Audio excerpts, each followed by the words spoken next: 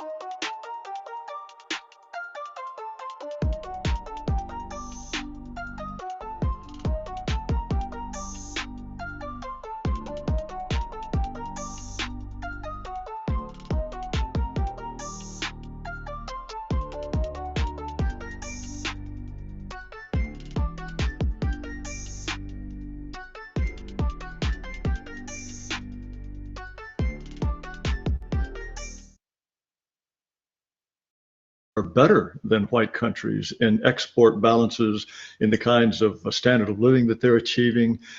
Seems to me it's a pretty ineffective white supremacy if it's permitting these non-white countries to advance faster than white countries are. At the same time, in the United States, it seems to me that if it is a white supremacist country, it's one in which it is organized strictly for the benefit of whites so that they can dominate and rule over people of other races. I would assume that that's what's meant by white supremacy. Under those circumstances, it seems to me quite contradictory that we have an immigration policy that is reducing whites to a minority. It's difficult to me to understand why whites, if they really want to dominate, they are prepared to reduce themselves to a minority in which they have less influence, less power, less ability to make the country reflect their own character. Also, in a white supremacist society, presumably whites would be on top in all fields. Why is it that Asians have a higher per capita income, much more likely to get into an elite school? Why do even Hispanics, for example, have a higher life expectancy than whites? There are many, many respects in which the United States is not organized in a way that gives power to whites or that results in whites being on top of everybody else. All of these things would be completely impossible if the United States really were organized in a white supremacist way. Okay, let me address all those things in unison. First, you said if we were in a white supremacist world, places in Asia like Japan, China, and Korea would not be doing better than white supremacist nations. Understand, China, Korea, Japan, and all the Asian nations are completely dependent and under the subjugation of white supremacy. There was an old saying in the United States, you don't have a Chinaman's chance in hell. They are allowed to thrive by the white supremacists. They can stop them from thriving at the drop of a hat. As a matter of fact, speaking of Japan, they blew up Japan at one point and then helped them get rebuilt back together. So the white supremacists dominate those Asian nations. Let's talk about Korea. We're talking about blowing up Korea right now because Korea is not playing ball, so to speak, and they just put trade sanctions on North Korea. So they can put sanctions on countries, they can blow up countries, they can do anything they want to countries, could create computer glitches, do anything they want to destroy these nations anytime they feel. They let them thrive, and the operative term is let. Here in America, for a long time, Asians were looked down upon. Then all of a sudden, when they had the civil rights movement in the 1960s, Asians became the model minority because white supremacists elevated the Asians to undercut any type of black progress. So any progress that an Asian nation is doing, they are allowed to. Asians, as a matter of fact, some Asians have been looked at as honorary Nazis by Hitler. He looked at some of them as honorary Nazis. So again, the operative word is allow. Gracious. So China is advancing, or Japan has done well, simply because the white nations, I assume you mean the United States, or are Germany, Sweden, Denmark, we're all in it together to let China progress? We're all in it together to let Korea and Japan progress? Or is it just the United States? Are we the top dog, or do we have to consult with anybody else in order to let the Chinese go on to eventually become a larger economy than ourselves? Well, we know that China was still dominated and it was colonized by Britain until fairly recently, the economic hub of China. 19th century. Yeah. 19th century, talking about the opium war. I'm talking about now. Sir, we're talking about, sir, like in the 90s, Britain just really got their stronghold out of China. So when I talk about white supremacy, I'm not just talking about the United States. I'm having, I can't get nothing here. Hold on. We can hear you. We can hear you. Okay, I was looking at the playback. Okay. No worries. Go ahead. Okay. But like I said, Britain just got their foothold out of China directly. They were directly colonizing them. And they still do economically. They still control the economics, the trade, all of that is made, because they control the trade. They can put trade sanctions on any of these Chinese, Asian, any of these nations. The white supremacists control directly and indirectly. And the most indirect way they control nations is through trade sanctions. They're doing that to non-white nations all over the country. Wait. Japan and China both have an enormous trade surplus with the United States and with Europe. They are out competing us on trade. We are just generously letting them sell more things to us. We are just generally letting them accumulate our assets. We're just generally letting them buy our own factories. This is all just some sort of deep white supremacist plan to make them look like they're controlling us when we're in fact actually controlling them. Yes, you're controlling them, and the white supremacists are getting a stronghold over there in Asian countries. This is why many of you are over there, especially you white extremists. This is why so many of you are having relationships with the Asian women.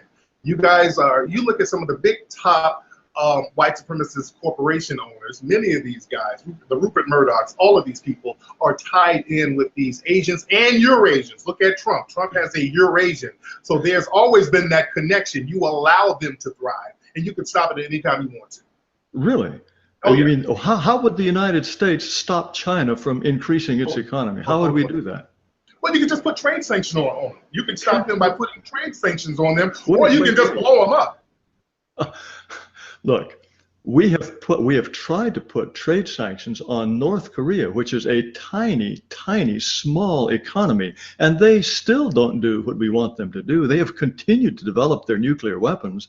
If North Korea, which is a tiny, insignificant country, can thumb its nose at the United States and continue developing nuclear weapons, despite our telling them not to, it seems to me we have a very, very feeble white supremacist world order.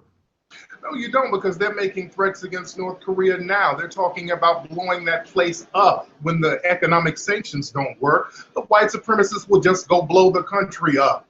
The white supremacists have two tactics. They have deception and they have violence. And when deception doesn't work, they have no problem going in there with the jackals, the CIA, whoever, to take the people out. That's the MO of the white supremacists, and they've done that consistently throughout history. Okay, and if the Chinese don't play ball with us, if the Chinese decide that they want to take the Spratly Islands or they want to take the Senkaku Islands from somebody that we think ought to have them, then we're just going to blow them up too because we're white supremacists? Because the Chinese and many of the Asian countries are playing ball. They are playing ball. They're doing what they're told. And the minute they stop doing what they're told, like North Korea, all of a sudden we see the trade sanctions and we see the nuclear threats and we see the little rocket man talk. Well, so, I'm fascinated to learn that by trade sanctions, we can control nations that actually have a huge trade surplus with us. That would be a new one for all the economies. They have a trade surplus with us because we allow, well, not we, the white supremacists who run the country allowed it. That's why they have a trade surplus. Now you meant, I see, because we permit them to do this, even though it means that some of our businesses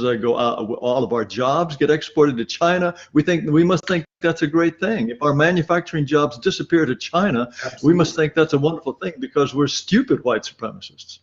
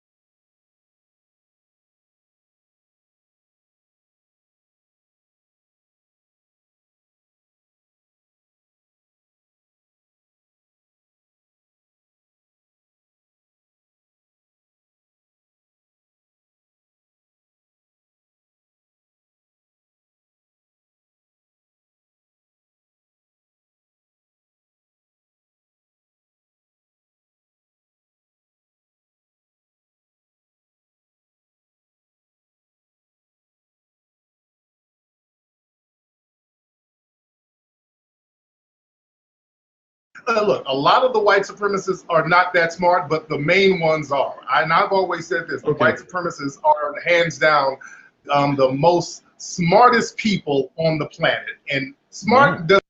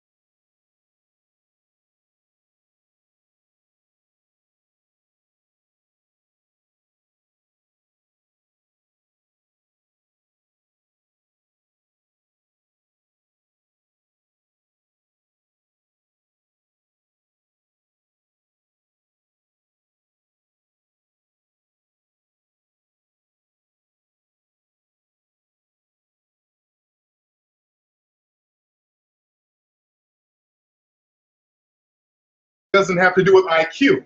You can be deceptively smart, and they're smart enough to use deception. Now, so you said something earlier that I found quite fascinating. You said that at some point when the Black Civil Rights Movement was making progress, that was when white people decided to elevate the Chinese and the Japanese, elevate the Asians, and make them into a model minority, which they would not have been if we had not let them. So in effect, we tricked them into being more successful and smarter than we are, while at the same time we have tricked Black people into being less successful and less smart than we are. Is that what white supremacists have done? Wait.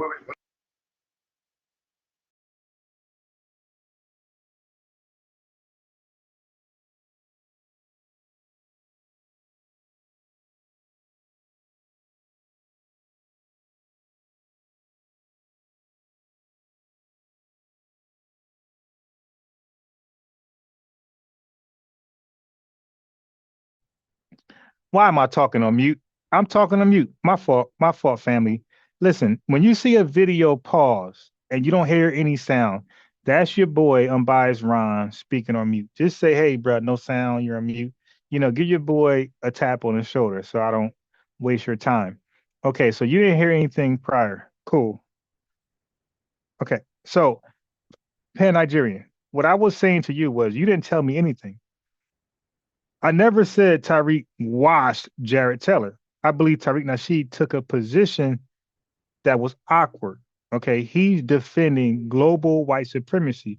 So that means that he got to know about other countries and how they fare white supremacists. I would have never taken an angle. That's not a smart angle to take. Tariq Nasheed, 7 years later, today, I don't think he'll take that approach. I think he will focus more on Black America, and most of us will focus on Black America. You know, Africa got to hold their own nuts and produce their own argument.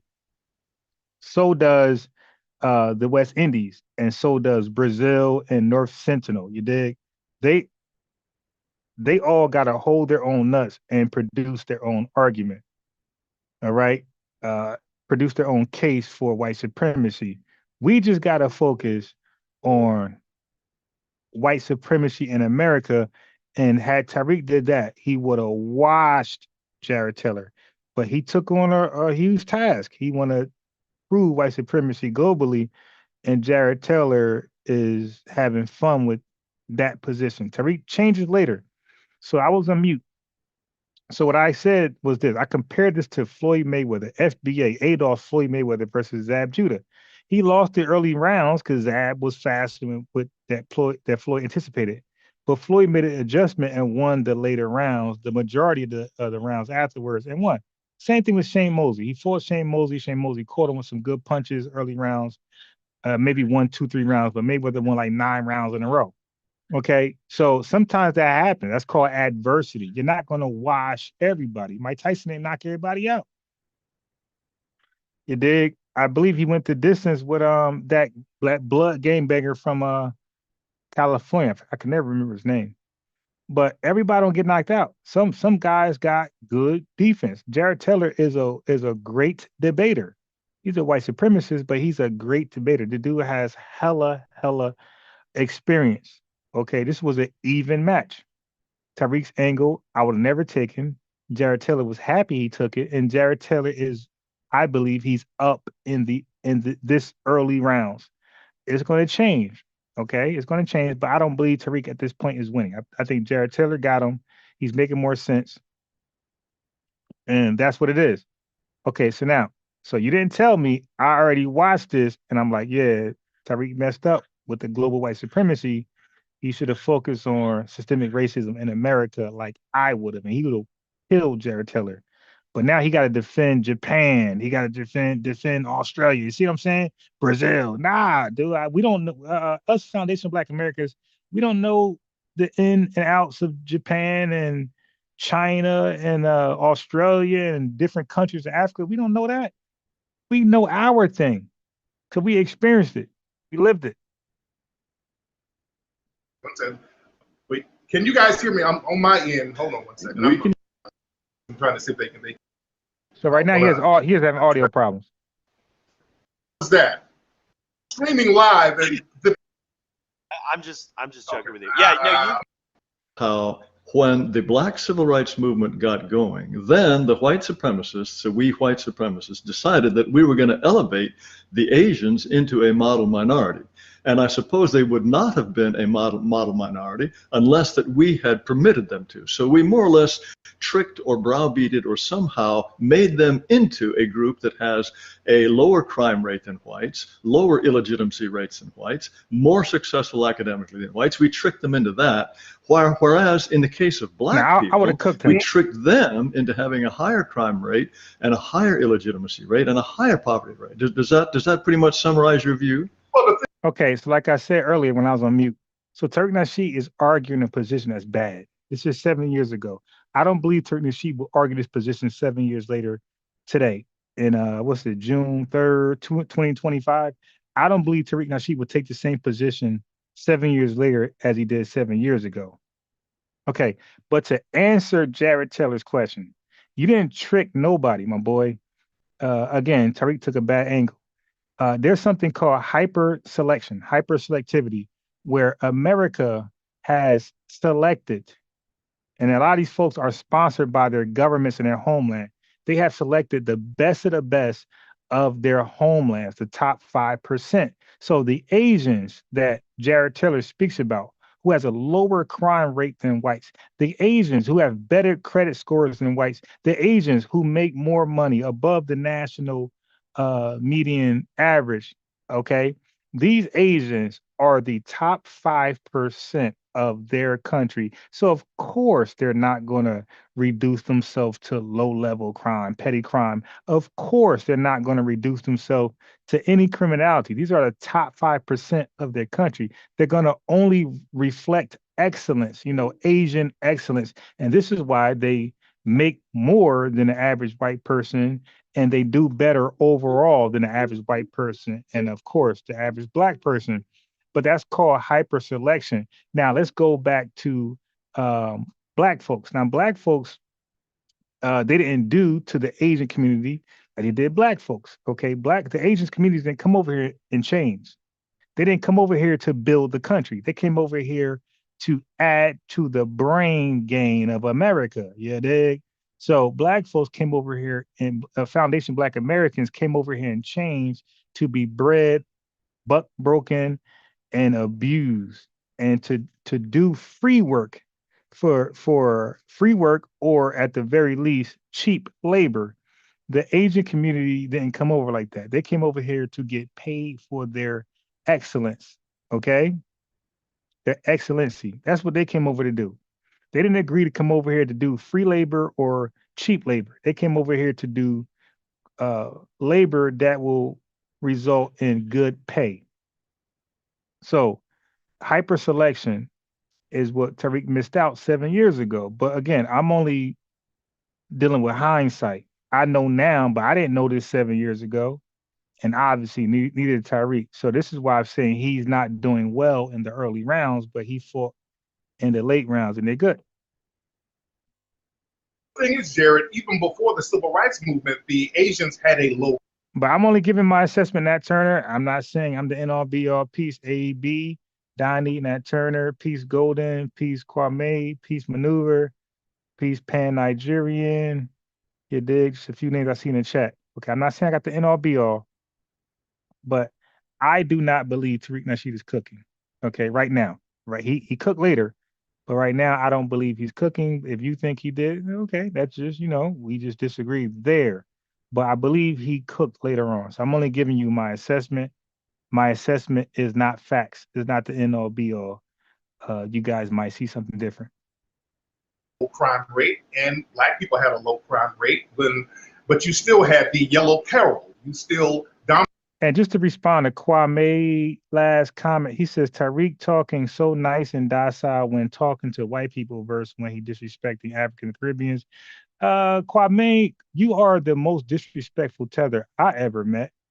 And Tariq Nasheed is doing what we call match energy. I believe if Jared Taylor was coming off like a tether, undermining, scoffing, had jokes, I believe Tariq Nasheed would have matched his energy. Kwame, that's a horrible position to take. Okay, I'm gonna time you out in a second. Okay, because you're like disrespecting the chat with stuff like that. We match FBA's we match energy. Okay, Jared Taylor is arguing in good faith. I mean, he's lying, but good behavior, not good faith, but good behavior, good posture. And Tariq is professionalism. Right? He's bringing professionalism to the discussion. He's lying, but he's debating with some type of professionalism, and Tariq is matching that. But believe me, if Jared Taylor was coming off like a tether, he would have came off the same way how he responds to tethers. Okay, so we ain't gonna do that, my boy. You can stop with that argument. You tethers calling his show with the most aggression. All right. So now here's the burden on you. Why don't you, Kwame? Why don't you cite a video where a tether called in and Tariq Nasheed just came at them in a certain way that was like totally wrong, as opposed to a white person? You go find that video. I'm tired of you guys. I'm gonna time you out next time. Okay. I'm tired of you guys. Thank you. Thank you. I'm tired of you guys saying stuff without proof. Won't you go? So I'm showing you the video with Jared Taylor, where he's keeping the same energy as Tariq Nasheed. Why don't you show me a video that supports your cause? Go get it. Show me a video that supports your cause, or I gotta just time you out. All right. We ain't gonna have you talk reckless today. Dominated and mistreated them and used coded language and not so coded language to disparage them openly. Wait, I want to get back to this model minority stuff. That's where I'm going with it. That's where I'm going with it. Before they were the model minorities, the crime rate was low with people of Asian descent. They weren't committing crimes. They didn't have out of wedlock babies. They were just doing their thing. Nothing changed with them. Nothing changed with them after the civil rights movement, other than the white supremacists wanted to use them to undercut black society. Nothing changed. Well, but then we use them to undercut black society, but in a way that in effect undercuts white society, because Asians are now, they have a higher income than whites, more likely to get into elite schools, and they have. So this is a bad faith argument, because when Asians, when Nigerians and Indians come into the country, they are highly selected, and that just simply means they come here already educated and some wealthy. So they're not undercutting anything. They're playing their role. It's like plug and play. When they come over here, it's plug and play. And other immigrants like that comes from these backgrounds are sponsored by their immigration organization, whatever. So again, like Jared Taylor, just bad faith arguments at this point. have us, as I say, less likely to be in jail. In other words, we have created a model minority that is even more successful than the white supremacists. Again, this sounds like very stupid white supremacy to me. That's not true. They're not more successful than the white supremacists. Not more successful. They're not more successful at all. Look at all the major corporations in America. Yeah, see, so I agree. So obviously we know better today. So that's where Tariq Nasheed is wrong. They are highly selected, so they are more successful than an average white American. They absolutely are. And that's why I say Jared Taylor is winning the early rounds, but I believe Tariq Nasheed won the later rounds, the ones that counted the most, the championship rounds. But right now, Tariq Nasheed is not ahead because Asians that are highly selected, they are more successful than white people on average. They are. Who's running law enforcement? They don't run all the major corporations. The Japanese are allowed to do anything they're allowed to do. The white supremacists allow them to. They're not successful or more successful as people who believe in white supremacy, because the people who believe in white supremacy still control the resources. The Asians have higher per capita income by far. Indian Americans, for example, have a much higher per capita income than white Americans. Chinese, Japanese, as I say, they're much more likely to get into elite schools. And there is nothing stopping. Look at Silicon Valley. Silicon Valley is full of Asians who have these great programming jobs. They are extremely successful. Now, if 5% of the population, just let me finish, please. If 5% of the population. Hey, peace, DL. I believe Tariq Nasheed did win. He did not destroy because he's losing right now. Asians are doing better than the average white American. So are Nigerians and so are Indians. They're doing better than the average white person because they are highly selected. Now, I know you guys, that's a new term to some of you guys, but if you guys subscribe and watch my lives, you will become more familiar what hyper selection is. Okay, so these Asians, just a real brief summary. The Asians, the Indians, the Nigerians, they are hyper selected. What that means is that they are the top 5% of their country, right? As far as education and wealth. So of course, the top 5% of a country is going to do better than the average foundational Black American. They're going to do better than the average white American. If you take the top 5% of foundational Black Americans and drop them off in any country, we're going to do better than those natives in that country. The top 5% is going to do better than the average person. That's just clear. So Tariq messed up right there, but it's okay. Because like I said, he won the debate, but I don't believe he destroyed anybody. I don't believe it was a landslide because there's some positions he took that wasn't the best. But he did win, but Jared Taylor had some early momentum. That's my only position. My name is UnbiasedRON. I'm not going to lie. I'm going to be unbiased. Like Jared Taylor right now is up. But Tariq, you're going to see that he's going to take the momentum back from him and start cooking on Jared Taylor. But right now, Tariq is not correct when he says white people do better than Asian immigrants. That's crazy because they are the top 5% of their country. They came here with wealth. They came here with like doctorates and MDs and PhDs. Like the average white person don't have an MD or PhD. Like that's just crazy. Population does not yet have a dominant position in running Fortune 500 companies. That will just come in time, given the kinds of advantages that they now have. Again, this seems like a very, very nearsighted and foolish white supremacist policy to build up a group that is being more successful than whites themselves. They're not. I mean, just saying that they're more successful doesn't mean that they are more successful. You allow they have to be. You allow them to thrive, and the minute they do something that you don't like, just like any other immigrant group, Hispanics, they were brought in to undercut Black society as well. Now that they're used as a political point, now the Hispanics are bad. Now all of a sudden you're throwing people out of the country. So the key word is allowed. You can do anything to any immigrant group you want to because as white supremacists, that's what you do. Wait, if we decided that the Asians were getting too big for their britches, yes, what would we do? You would throw them out of America just like you're doing Hispanic groups, Muslim groups. Wait. They're American citizens. We would strip them of citizenship and throw them out. Is that what we white supremacists would do? Absolutely. Oh, I see. Well, Yes. Okay, I see. I mean, black people are technically citizens, but the Constitution is completely violated when it comes to black people. They violate every statute of the Constitution when it comes to black people, and we're citizens. The Constitution and citizenship means nothing in a system of white supremacy. Okay, how is the citizenship of black people violated daily? How is for example, how is the separation of in the Constitution violating the citizenship of black people? Oh my God! The Second Amendment, Philando Castile, he was legally owned a gun, got his brains. No, I'm talking about the separate. You said every. Okay, so Tariq Nasheed is right about now. I don't believe he made the best argument for it, but he is right when he says allow. So what if Tariq? Like I said, Tariq's debating on the fly, right? Jared Taylor is well versed in this argument. That's just what it is. Like if you guys watch Jared Taylor argue, he debates a lot like Tariq Nasheed. Tariq Nasheed debates everything under the sun, hip hop, like things unrelated to like FBA type stuff. But Jared Taylor, he only debates like white supremacy talking points.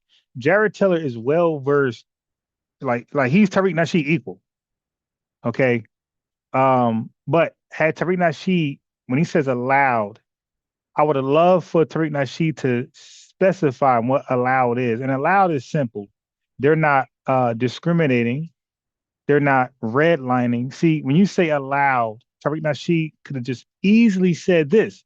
Hey, what I mean by allow is that they're not being redlined. They're not being discriminated against. They're not, on some type of map, some color-coded map like foundational Black Americans are.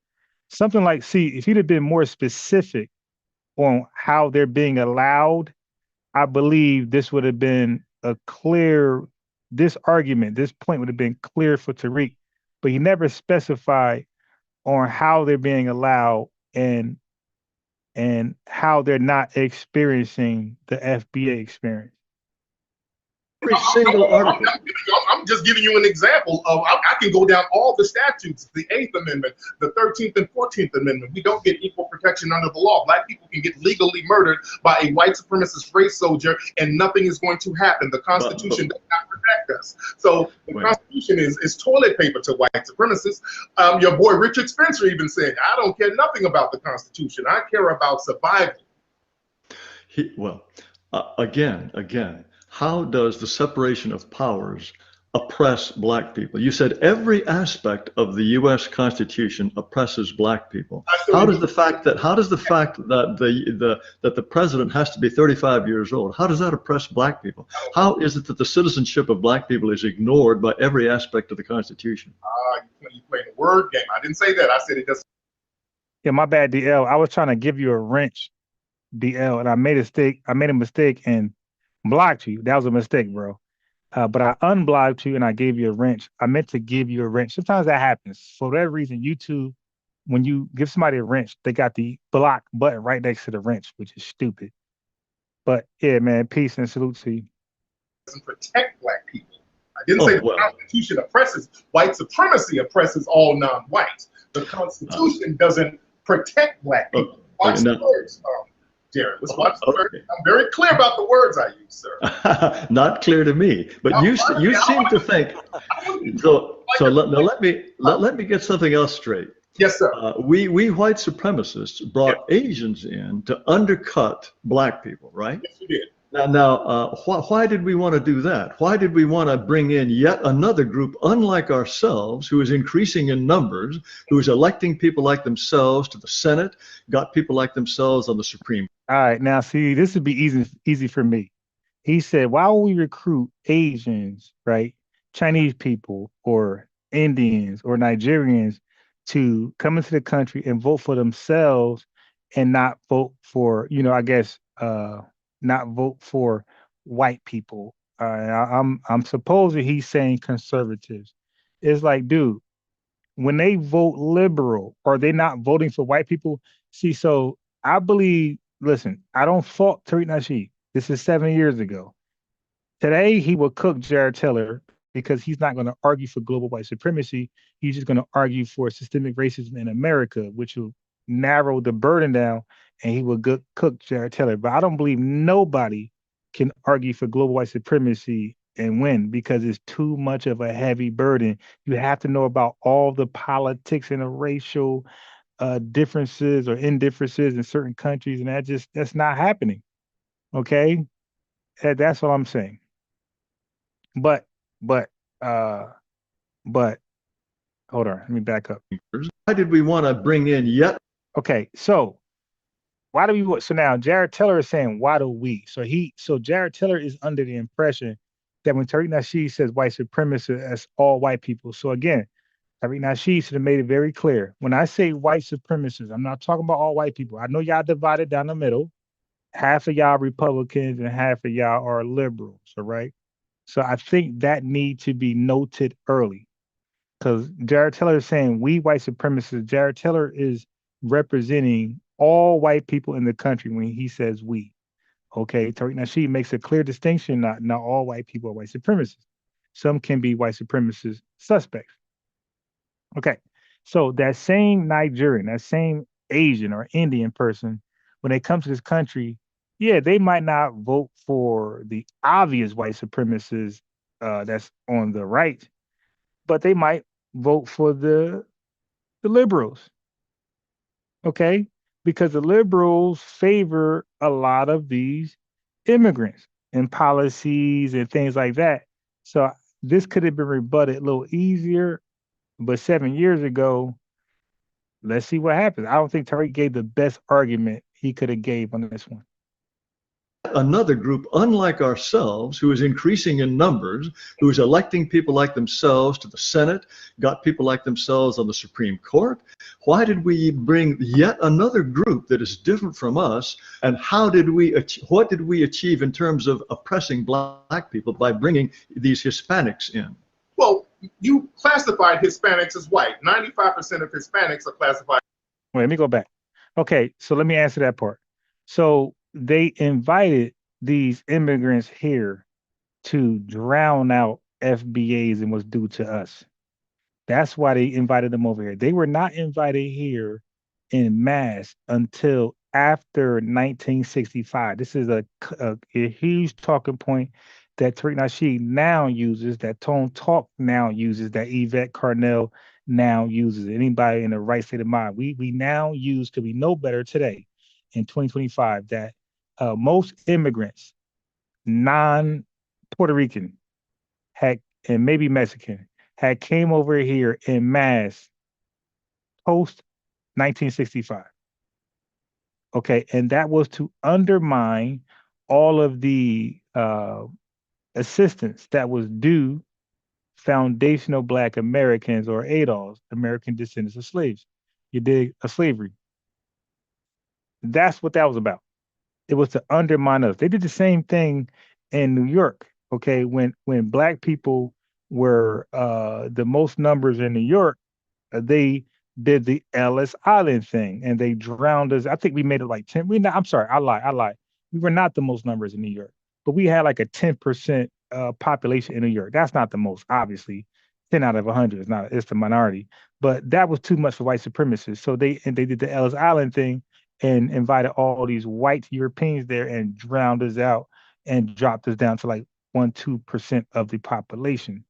Okay, so that's what that does, Jared Taylor. They invite immigrants here, not that they're team white supremacy right away, is that it drowns out our progress, and they get to use the resources that was explicitly just for foundational Black Americans. All right, but let's see how Tariq Nasheed responds to that. What did we achieve in terms of oppressing black people by bringing these Hispanics in?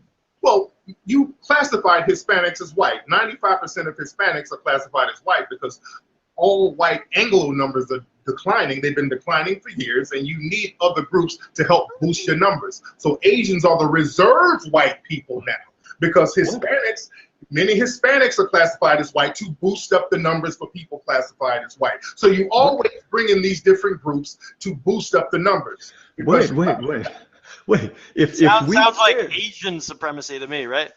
if we cared about the number of white people, why didn't we bring in more white people? Wouldn't that be the obvious thing to do, rather than bringing in people who are obviously not white? Well, the Exactly, thing Pinky. is, classify a white person. What makes a white person white genetically? That's very easy to look. Okay, so DL, you can debate a white supremacist, bro. You can debate anybody on this earth. All right, you can debate a retarded person who's like a paraplegic. You can debate them too. So you never debate. See, I could tell DL you don't debate. You never. Now I got over 1,000 debates online. I'm a debater. So you never debate to change the debater's mind. No, that's not why you debate. You debate for one to sharpen your sword, to stay sharp, to validate your arguments, right? To make your enemy bow down. But also you debate for the audience. You want them to hear both sides, the pros, the cons, the negative, the positive, and they get to decide what information makes more sense to them. Right. I never to debate to change the mind of my opposition, but I do debate to crush them. Because when I debate, nobody I debate leave the live acting like they won. They all know they lost. Okay. So if I debate Jared Taylor, he's not going to leave the debate thinking he won. He's going to feel like he lost as well, right? Because I study my opponent.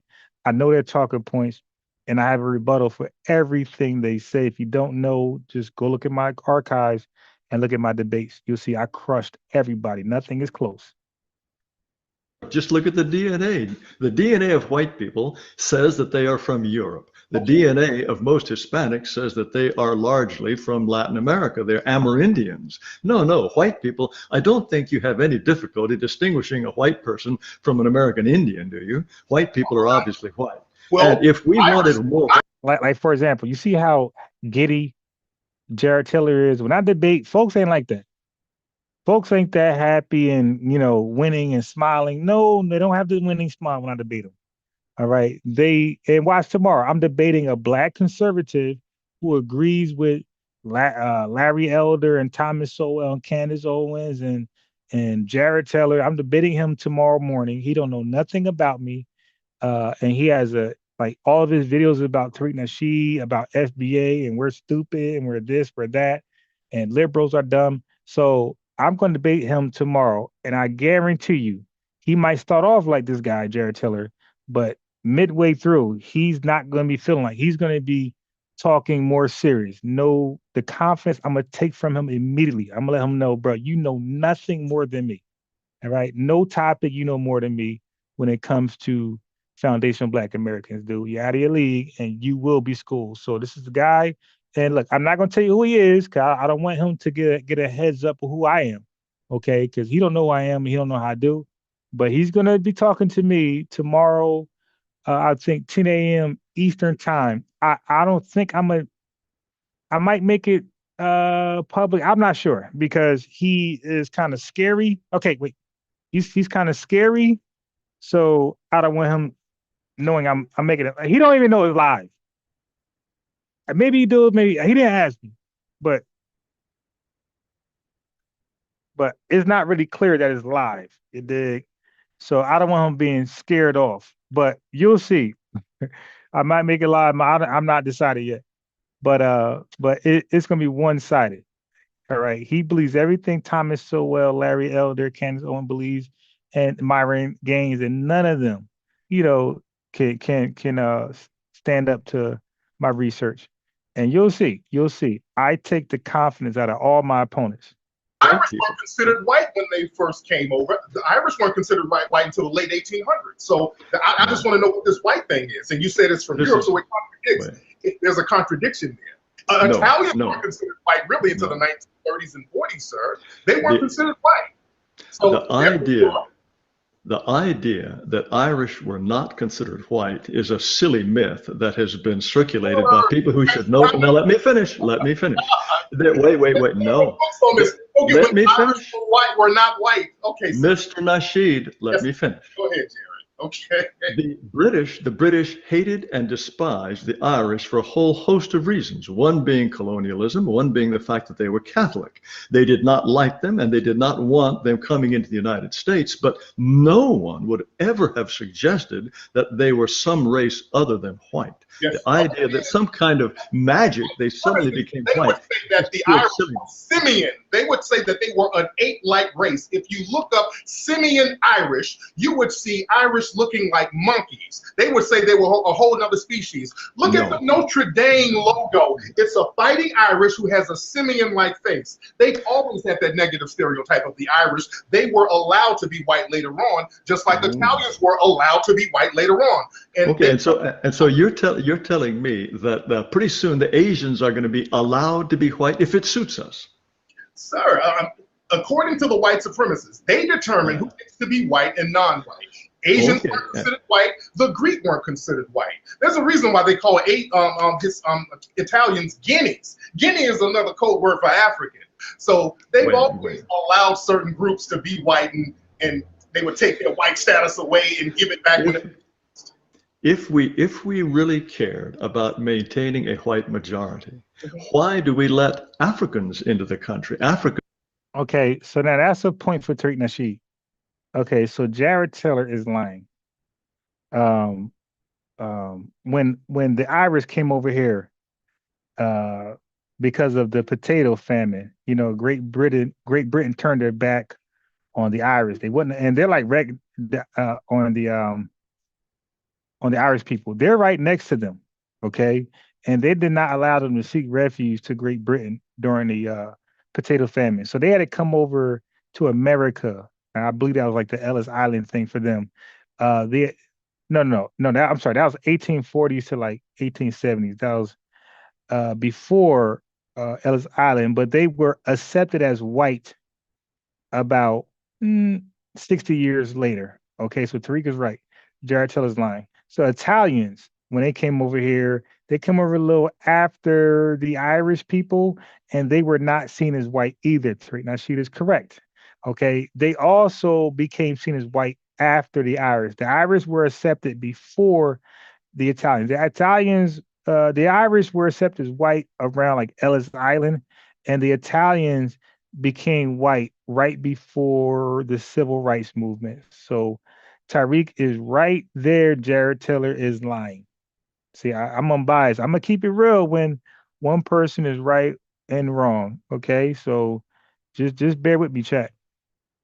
According to your view, Africans are the devil people. Africans are the whole reason for white supremacy. Africans are the only reason we ever care about Asians, because that's a way to put blacks down. The only reason we have anything to do with Hispanics is another way to put blacks down. Apparently, white supremacists are obsessed with black people and want to put them down. Why, in that case, have we admitted more immigrants from Africa than ever came to the United States in the slave trade? Okay, so now for me, that's easy. Okay, it's bro, if you admitted folks from Africa to come to America, that was clearly post 1965. Okay, and that was an undermining attempt to not give injustice to foundational Black American, or ADOS, people who were deprived of civil liberties, reparations, and things like that, and equity. Okay, so that was an undermining attempt. And when you invited people from Africans from Africa, you didn't invite the average African, the person who was, living day to day, check to check, as we say. You invited the top 5% over here. So again, Jared Taylor, it's a bad faith argument. I will cook Jared Taylor. It will not be close. He won't have this energy. He won't have this pep in the step. It will be a different Jared Taylor. Okay, this won't work on me because the way I research, this won't work on me. There are not that many Africans that are allowed over here. I was just in Africa. Why even one? Because certain African people, and I'm going to tell you, when I was over in Africa, they are screened to the point where if they come over here, they're going to have. So here just to answer your question, I can't prove that like as a factual basis. I can't. That's just speculation at the very most circumstantial. what I just said, I can't prove that. You know, I just can go with correlation, bro. I'm just gonna be honest, bro. I can't prove that. That's just my gut feeling, and I could just use correlation. And I know correlation doesn't always means causation, but I'm just answering your question honestly, bro. That's just how I would correlate it. You dig? It just seems like that was the reason. To directly work with the white supremacists to undercut black people too. Okay. White supremacists bring in people, and they make sure that African immigrants do not hook up with African Americans. There were papers in the 1970s trying to prevent African Americans from. Huey, sure. I didn't say as a fact. That's that's how you felt it. And if that's how you felt it, then I apologize. I never said this is a fact. I gave a strong position. I gave a strong feeling that you confused as a fact. Okay. When I give facts, I can source up, you know what I mean? But that was just but we can, hey, bro, if you got time, I could listen, bro, this is live. This ain't a premiere. I can give you the phone number. I can give you the link, whichever one you want. You can hop on. We can have this discussion, my boy. Like, I'm really him. So let me know if you want to click the link or call the phone number. And you can ask me anything you want. This is live. This ain't a premiere. All right. So just let me know how you want to do this. From linking up with people in Africa. Let's go back to the Marcus Garvey movement, back to the 1920s and the 1900s, when black people were trying to go back to Africa with the Marcus Garvey movement. They went in and undermined that as well. They've never wanted us to hook up with each other, so they will bring over African people as long as they don't hook up with us and do the bidding of white supremacists. Oh, no, okay. Now let me get this straight. Yes. The white supremacists let in Africans after they have carefully screened them to make sure that they will cooperate in a white supremacist system of holding down and exploiting American-born blacks. Is that correct? No. Didn't say all that. Okay, yeah. School me on this. They don't hook up with us and make sure they're on their P's and Q's. I was over there in Africa. They told me there's so many hoops they have to jump through to get over here. They have to change their names. They were telling me all types of horror stories. Yes, they were told that they shouldn't even use their African names if they can. They don't use their African names? I've never heard. I mean, every Nigerian I know that lives here has an African name. Now, did they tell you that they were told, okay, we have this white supremacist system going here, and we're going to let you in only if you cooperate with our white supremacist system and hold the brothers down? Is that what they're told? They didn't say all that. But the thing is, the reason why they would have to come over here anyway is because the white supremacists have destroyed their own nations over there. Understand? Okay. Global. The reason why they would have to come over here is because all the resources are hoarded over here. Okay, all right. And they try to get over there. Okay, now I have another question for you. White supremacists are shooting them down in the ocean. So why is it? The story about the white supremacists as well. Why is it that we white supremacists are happy for the Asian countries to develop? Why are we happy for the Chinese to go over and help exploit Africa, but we don't want Africa to succeed? I mean, is this why do we care? What is it about us that? Yeah. That's a. Now, I don't know if Jared Taylor is just stupid on what he just asked, or is he just want to just pick Tariq's brain and see what he does not know. Now, I would have came back with a counter question, which was important.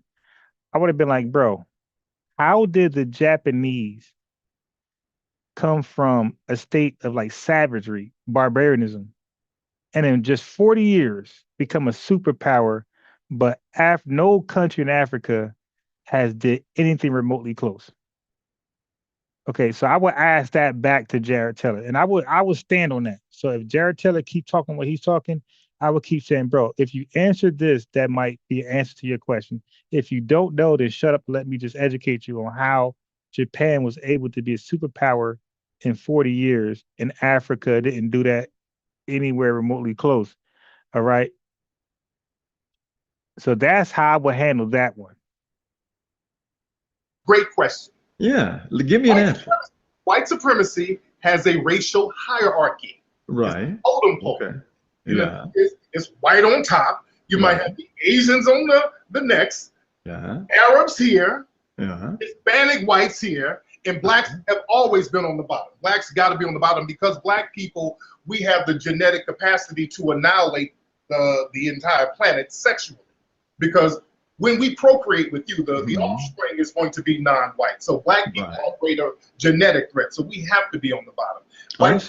White supremacy is crystallized on how black people are mistreated. This is why when you bring Asians over, the Asians start doing their little nigger jokes when they get around you. So all these other groups are, their lot in the system of white supremacy is determined on how much they mistreat black people.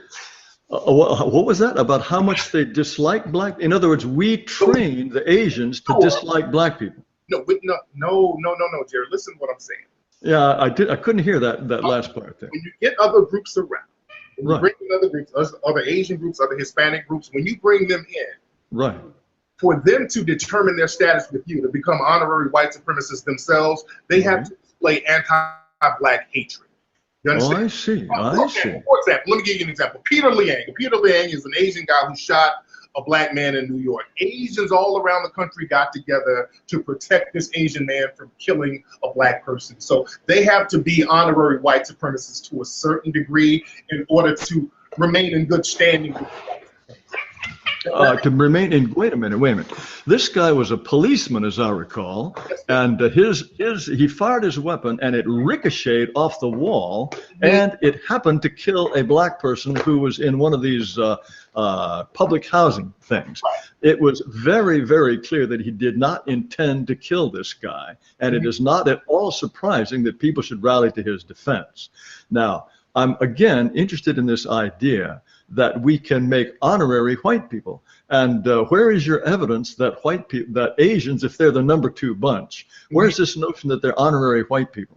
So let me back up a minute. You said he didn't mean to kill him, but he was in violation of pulling his gun. He shouldn't pull his gun out. He shouldn't have the finger on the trigger. He lied about what happened on the police report. So if you're shooting people by mistake, why is it that black officers go to jail when they shoot people by mistake? A white kid was shot down in New Orleans by a black officer by mistake, and they gave the officer 40 years. So there's always that white supremacist double standard there. And you extend that double standard to Asian groups and many Hispanic groups, just like the guy who shot Philando Castile up in Minnesota. But that's neither here nor there. So your next question was what, sir?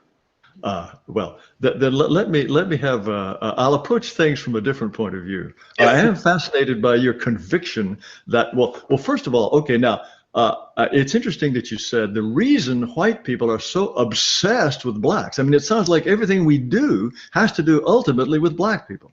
What we do with Asians, what we do with Hispanics. Hold on. What we do with all of these other people is merely a function of our absolute obsession with black people, is what it sounds like. White supremacists, yes. The white supremacists probably think, 8 hours of every day at least wondering what to do about black people. We're just obsessed with black people. And the reason for that. 24 hours. Oh, 24 hours, sorry. Okay, we are thinking about black people 24 hours a day. We wake up in the morning and we spit on our hands, we roll up our sleeves, we think to ourselves, what are we going to do to black people today? Is that how we operate? Well, the white supremacists, again, white supremacy is a religion. And religion? Yeah. Okay. Wait, I want to ask a question real quick. Tariq, do you believe that Jared is a white supremacist? I just want to be clear because you keep saying white supremacist. Do you believe he is in that category? Yes, he is. Of course he does. Of course. All white people are white supremacists. No, they're not. All white people are not white supremacists. No, they're not. That's why.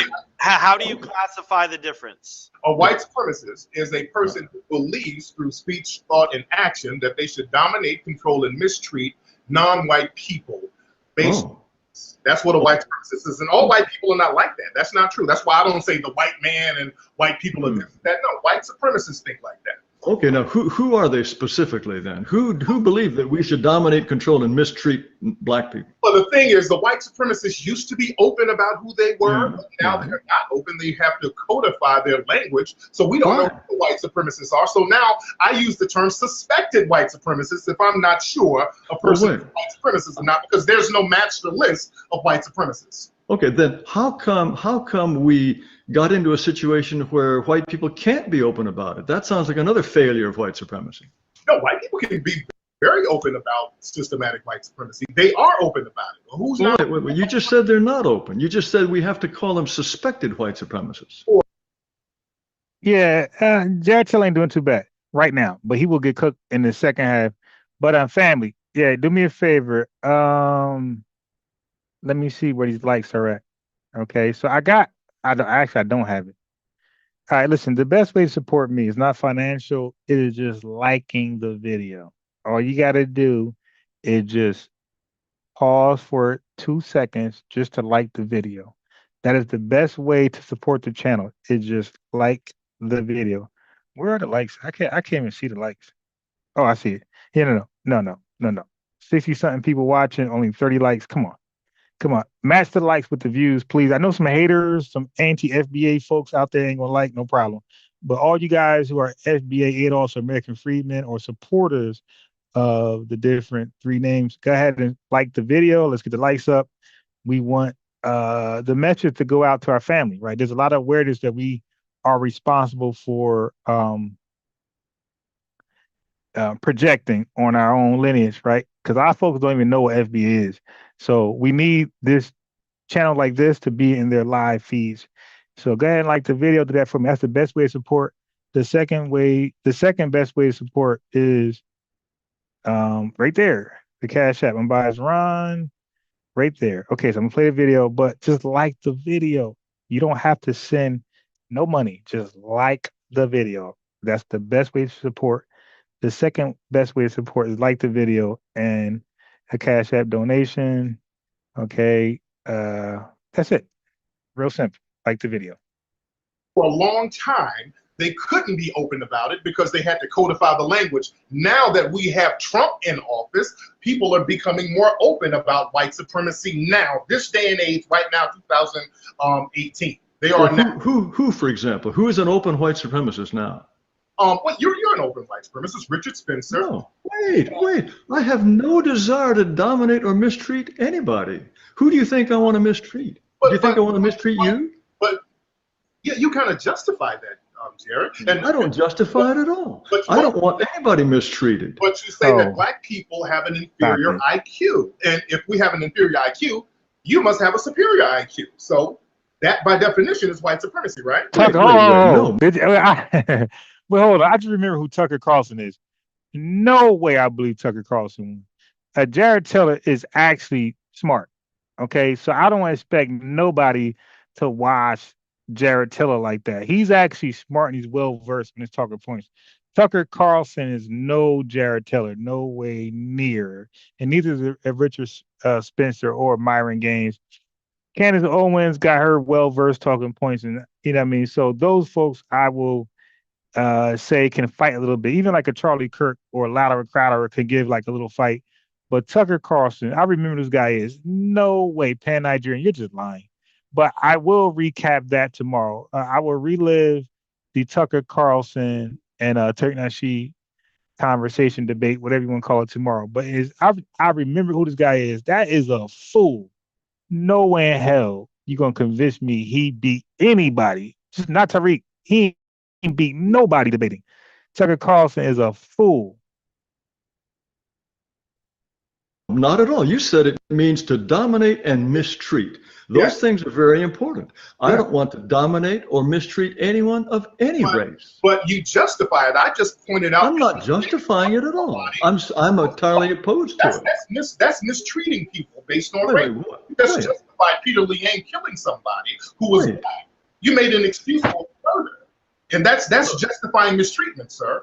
Finding ways to justify mistreating black people, that's white supremacy. You can call it it ultimately ends up mistreating black people, and there's always a justification for it, sir. Wait. If I look at the evidence and I conclude that black people, on average, have an IQ that is lower than that of white people. All right. So I did a video on this. Okay, and I'm gonna do another one. Okay, so this is where Tariq Nasheed start to win, because listen, my standard in debating, right? The way I roll. Listen, chat. Even those who are anti-FBA, listen. The way I judge a debate, you cannot lie and win. So now the IQ thing that Jared Taylor is referencing is from Charles Murray findings that he published in his book, The Bell Curve.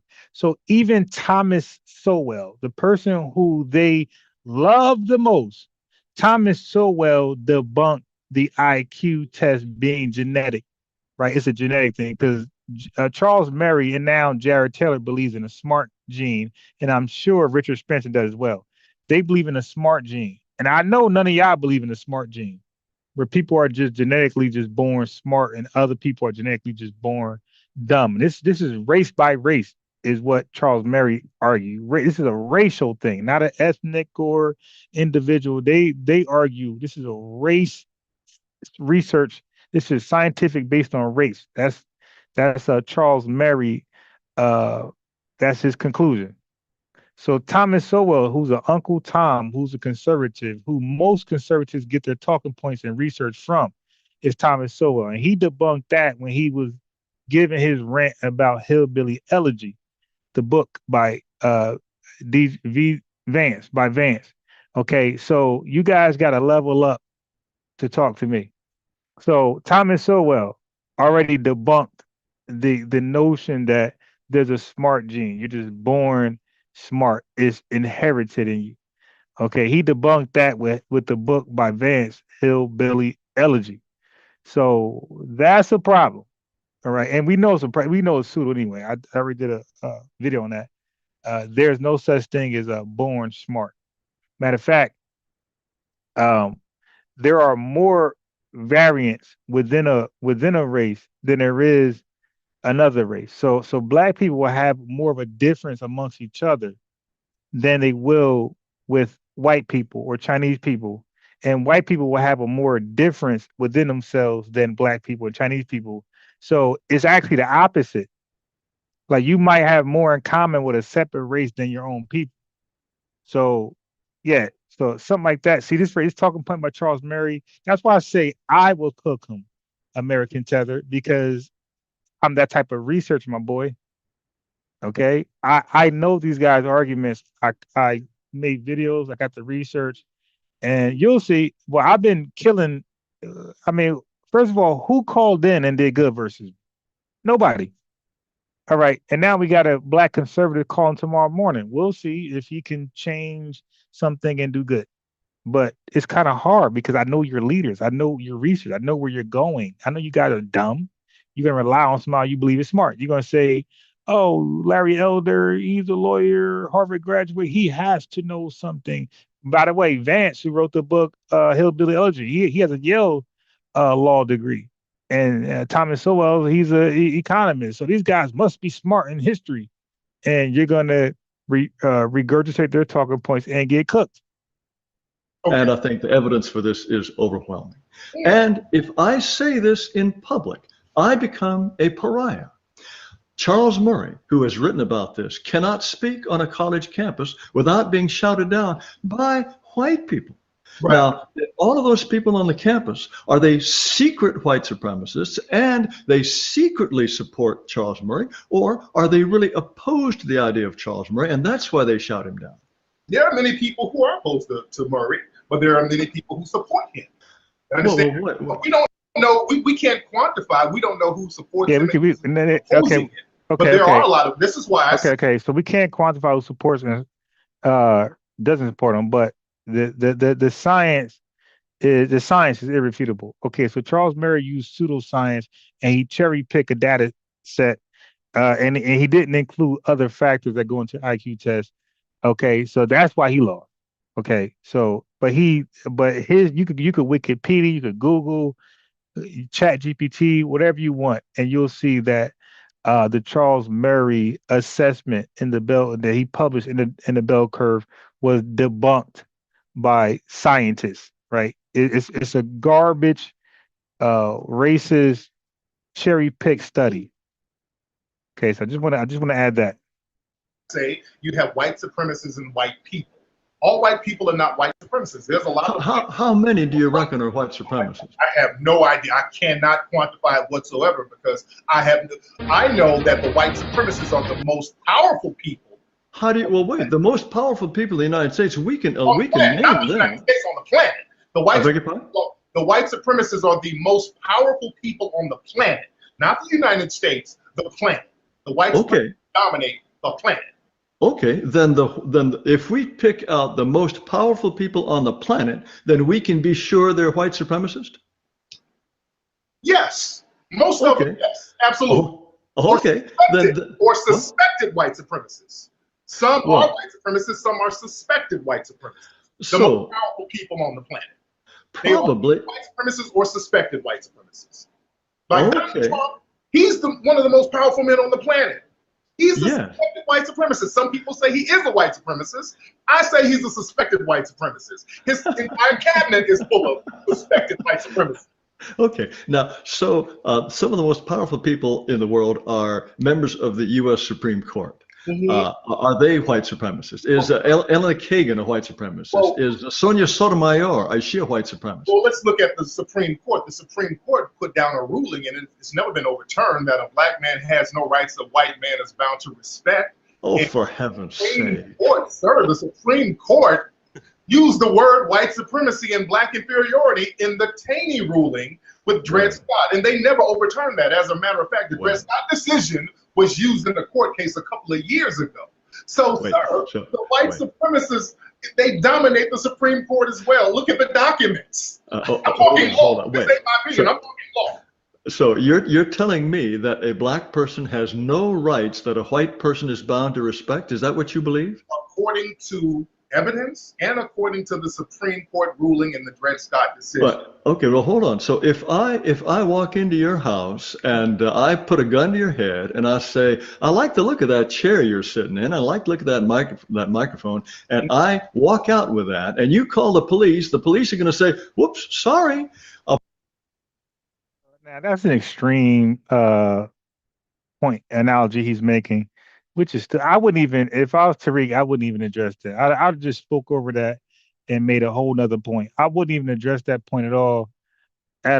Okay. It's just some stuff you just got to ignore. Hey, chat, listen, man, we need 10 more likes. Thank you. We're almost there. 10 more likes. Thank you. I'm going to like it myself. I hate liking my own videos. That's cheating, but I'm going to like it myself. Hey, go ahead, like the video. A black man has no property rights that a white man is bound to respect, and so I'll walk away free. Sir, you can come in and shoot me and kill me, and if you have a good enough lie, you can walk away scot-free. Look at George Zimmerman.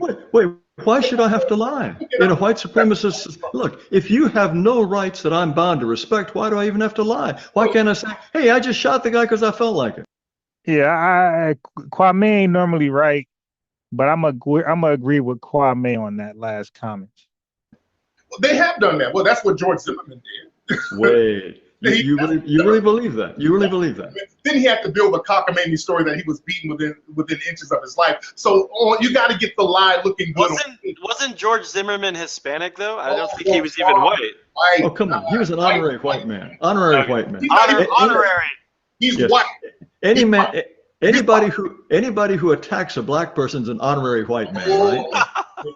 Okay, so y'all, okay, I don't know who's judging a winner when the video is not even halfway through. In that case, I know you guys don't watch boxing or watch football or watch sports.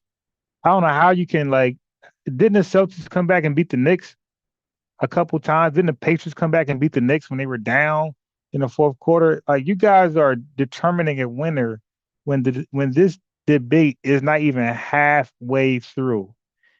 Okay, so I don't want you guys to be my judges when I debate tomorrow, which is black conservative. Hell no, y'all stay away from the polls. You do. If I put a poll, y'all stay away from that poll. Matter of fact, let me put a poll up on this one. Come on, that's what it boils down to. A policeman, a black policeman who shoots a black person is honorary white man. That's another deception tactic. That's a deception tactic where you temporarily deny whiteness. All of a sudden, he's not white no more. I'm not white. I'm Jewish. I'm not white. I'm Native American. I'm not white. I'm Hispanic. Oh, that's a okay. Okay. So go ahead. So Mr. Nasheed, in your view, what George Zimmerman did was he said to himself, look at that black guy. I think I'm going to follow him and shoot him. And that was the long and the short of it. And he knew that he would be protected. That's exactly what he did. He knew protected, and he was protected. He knew that the community, the court system was going to look out for him. White supremacists understand the mindset of other white supremacists, and they understand the code that other white supremacists are on. Well, let's get back to the Supreme Court. Now, if it really was the case that no black person has any kind of right that a white person is bound to respect, we would be living in a completely, utterly different world. And I think you must be able to imagine that that's the case. What different world will we be living in if that were the case? Wait, if that really were the case, a white person could kill any black person anytime with complete impunity, and we know that happens. What are you talking about? That happens on a regular basis. That happens all the time. Wait. You're telling no. Look, if in other words, if I decide that I don't like Barack Obama, he's a black man, I'm a white man, and I track him down and I shoot him, I'm just going to say. See, this one I think Tariq Nasheed was arguing the wrong argument. I don't believe this should have been an angle he got into. I think this is a rabbit hole. This particular point is not favorable for Tariq Nasheed. That's why Jared Taylor is like enjoying it. But we're not even halfway through. The debate is an hour and 30 minutes. This is 37 minutes in. Most likely, I'm not going to finish this tonight. I'll be up 1 a.m. I'll probably finish this debate after I debate the Black conservative in the morning. But yeah, this is not an argument, a rabbit hole that I would have entertained. But Tariq did, and like I said, 7 years now, I don't think he does the same thing he did 7 years later. Because remember, 7 years, you guys don't know, you don't really follow Tariq Nasheed's work. But 7 years ago, Tariq Nasheed was on board of the global empowerment, right? Where Tariq Nasheed believed black folks across the globe can get on code. He was not a Pan-Africanist, but he was pushing global empowerment. He believed black people globally can get on code to fight white supremacy. And that's why his position was global white supremacy, right? Now, a year later, he started to find out that the blacks globally were not team black, right? Blacks globally, unfortunately, a lot of them were team white supremacy. And that's why we delineated and we have Adolf's FBA and American freedmen, by the way, but that's just research. I'll just go back, twiddling my thumbs. Say, hey, I'm white, he was black, bye-bye, and the police will let me walk free. Well, that's the president. So what? There's an exception. He was the president, so there's an exception to that. You just can't shoot a former president because. Okay, how about a former governor, Doug Wilder, governor of Virginia? Can I shoot him? So Jared Taylor is giving bad faith examples, bad faith arguments, and once Tariq Nasheed again, he's going to adjust like Mayweather versus Zabjud and Shane Mosley. You're going to see before I log off. I'm going to do a part 2 tomorrow, but he's going to adjust and he's going to like flip the script.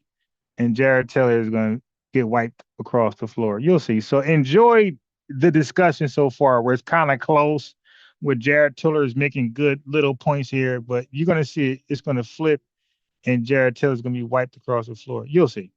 But enjoy it now, tethers and white supremacists and trolls. Yeah. Well, the thing is, we're not or a black policeman. A black policeman. Why not? Well, you can't. There have been black people who are off duty who've been killed before.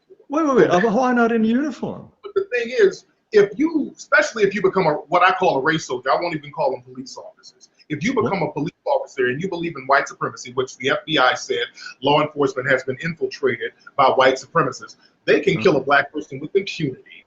And I see. And they do it all the time, right?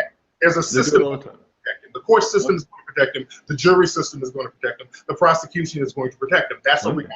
And that's always been a reality. There's nothing new about that. Nothing new about that. Okay, now what if I'm a mere honorary white man? If I'm an Asian, can I kill a black person with impunity too? Or do I have to be white? Not if you're an honorary or Asian. And also, we're talking about a lot of just hypothetical situations. Well, but you're telling me that you have no rights that I'm bound to respect. No, norm. I'm talking about the norm. Now, the norm. I find an exception every blue moon. For example, you can't find too many white officers who've been put in jail for killing a black person. It's like one every 20 years. So the exception doesn't negate the rule, Mr. Taylor. You know that. Just like for example, a lot of African immigrants, you spoke about Nigerian immigrants. Do you know what we're talking about IQ? Nigerian immigrants, they come over here and academically outperform whites and Asians. They do much better than Asians. So that kind of throws the whole IQ thing out the window. We're talking about race and IQ. Well, but that's okay. So now this is where I'm saying where Tariq start to gain the momentum back and start to win a debate. He's actually right. Okay, Nigerians and where they perform in America in their IQ tests. Yes, those are our brothers. You dig, from the continent. Right? We don't rock with Nigerian tethers, but we rock with Nigerians. Big difference. All right. Where we at? Where we at? Where we at? Can I be seen? I know it's kind of dark. Maybe not. Okay, it's kind of dark. I don't know if y'all can see me or not. I can't even see my reflection. But Nigerians alone debunk Charles Murray IQ assessment or his findings. If you're born genetically smart, and black people globally are born genetically inferior, then Nigerians should not come over here outperforming the average. This small group of Nigerian elitists should not outperform the average white American, which they obviously do. So Nigerians is the example that Charles Murray's study is flawed and garbage. All right, that's a fact. Now let's see how Jared Taylor is going to respond to the Nigerians. I would love to see this. But why does a white supremacist society permit such a thing? Okay, you see? Wait, you turn my camera back on.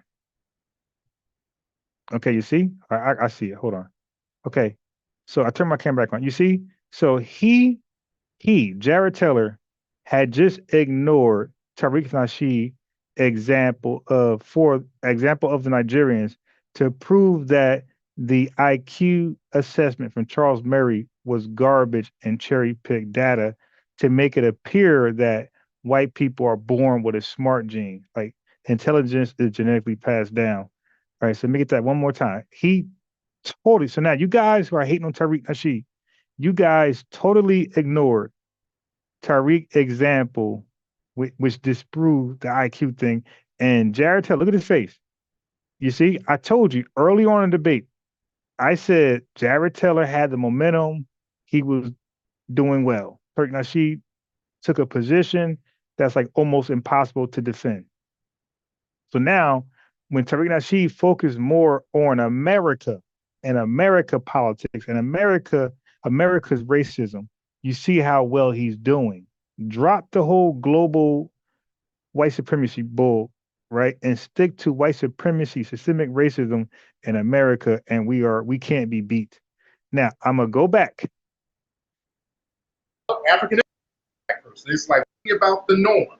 Now, The norm. I find an exception every blue moon. For example, you can't find too many white officers who've been put in jail for killing a black person. It's like one every 20 years. So the exception doesn't negate the rule, Mr. Taylor. You know that. Just like for example, a lot of African immigrants, you spoke about Nigerian immigrants. Do you know what we're talking about IQ? Nigerian immigrants, they come over here and academically outperform whites and Asians. They do much better than Asians. So that kind of throws the whole IQ thing out the window. We're talking about race and IQ. Well, but why? Okay, so now Jared Taylor does not respond to that at all. He sidestepped that and talked about, well, white supremacy allowed that. No. You just said the Charles Murray IQ assessment was something great. Nigerians debunked that by themselves. Academically outperform whites and Asians. They do much better than Asians. So that kind of throws the whole IQ thing out the window. We're talking about race and IQ. Well, but why does a white supremacist society permit such a thing? You see? So, well, because white supremacy society is divided. Okay, not every white person is a conservative, alt-right, or white supremacist badge carrier. Some white people are just white, and they don't have those feelings. They don't choose that political ideology. You dig? That's just a fact. So it's not but what you permit. If white supremacy, which is mainly Confederate supporters, Confederate sympathizers, you guys don't rule America. You have another side of white folks that fight for uh, that power, and they go by Democrats or liberals. You dig? So no. So if I was debating Jared Taylor, I would have made that distinction. Like, no, no, no, no. White supremacy are powerful, but and they have influence, but are they are checked. They got checks and balances as well because there's another side of America that don't agree with your talking points. Just like when you go back to chattel, physical chain slavery, plantation slavery, there was other white folks who believed that system is dead and it needed to be shut down. Okay. And white supremacists, Confederates who believe, no, this is the way of life, they felt like we ain't gonna shut this down. We'll die for it. And they died for it. And they did die for it. Foundation of Black Americans joined the war in 1863 and made sure they died for it. You dig? Props to Foundation of Black Americans for putting that work in. You dig what I'm saying? We pulled up. We pulled up. You dig? We pulled up and we let that blicky went crazy on these dang white supremacists. So that's something Jared Taylor got to live with. Now, I would rub that in his face, me personally. Like, yo, Jared, are you mad because Foundation of Black Americans had pulled up that blicky and lit y'all up on sight in 1863 to 1865? Are you mad because of that? We put y'all down. We you know what I mean? These young dudes smoking a Confederate pack. Jared Taylor, are you mad because foundational Black Americans are smoking a Confederate pack? My boy, is that the problem? And it really is the problem. Look at his face. That's why he was mad that Tariq Nasheed debunked the whole IQ assessment findings from Charles Murray, which was cherry picked by the Nigerians alone. Dude, you're done. You're done.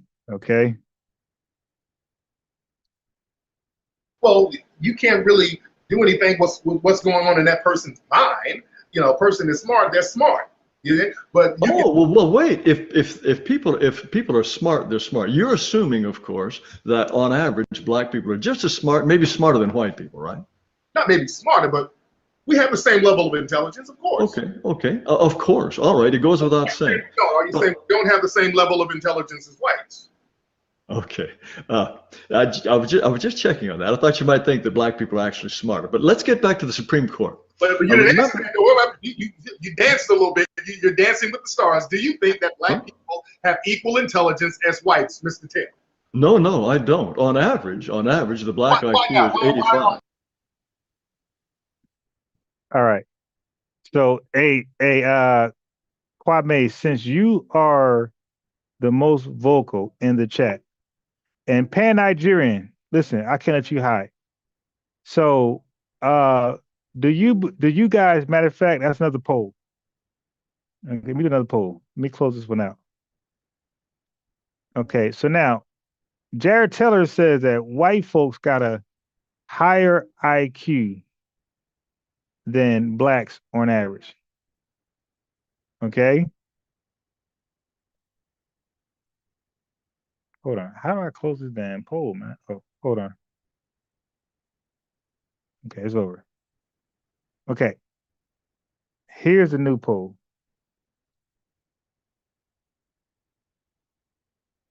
What's this sound?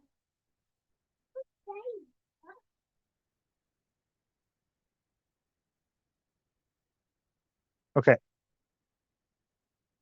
So y'all God, y'all leader, y'all God. So Kwame's God, Pan Nigerian's God, and our way. You was talking trash too. So y'all leader said that white people have a higher IQ than blacks on average. Do you believe that? Yes or no? Let me rewind it for you. Danced a little bit. You're dancing with the stars. Do you think that black people have equal intelligence as whites, Mr. Taylor? No, no, I don't. On average, the black IQ is 85. Why are black people as smart? What is it about black people that makes them less smart?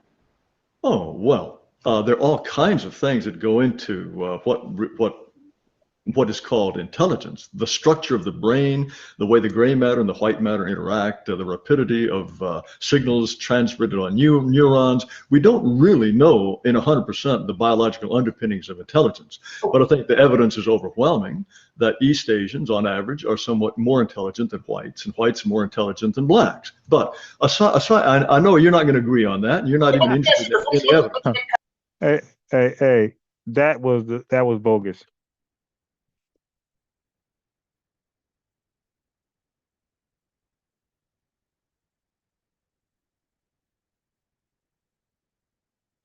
Let me unpack that, because if black people are less intelligent, why the need for systematic deprivation? Why would the white supremacists do things like not allow black people to read, make it illegal for black people to read, which is what happened here in the United States for a long time? Why would they do that for people who are already less intelligent?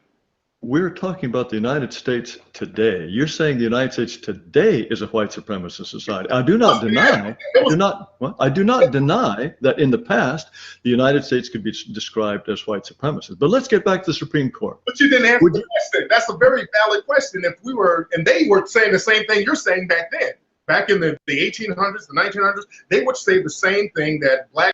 Okay, so this is why I said Jared Teller was favorably winning the early round. Not every last point, but most of the points he were winning up until almost up to 40 minutes. But there's an hour and 30 minutes more to go. Okay, so Jared, out of an hour and 32 minutes, I believe Jared Teller had the upper hand for about 30 minutes. Okay, and I explained that while they were debating. So now you can see where it's shifting. You can see that his comfort zone has switched. He's no longer smiling. He's more aggressive. He's more passive aggressive. You can see his body language change. You got to learn how to read body language, folks. His body language change.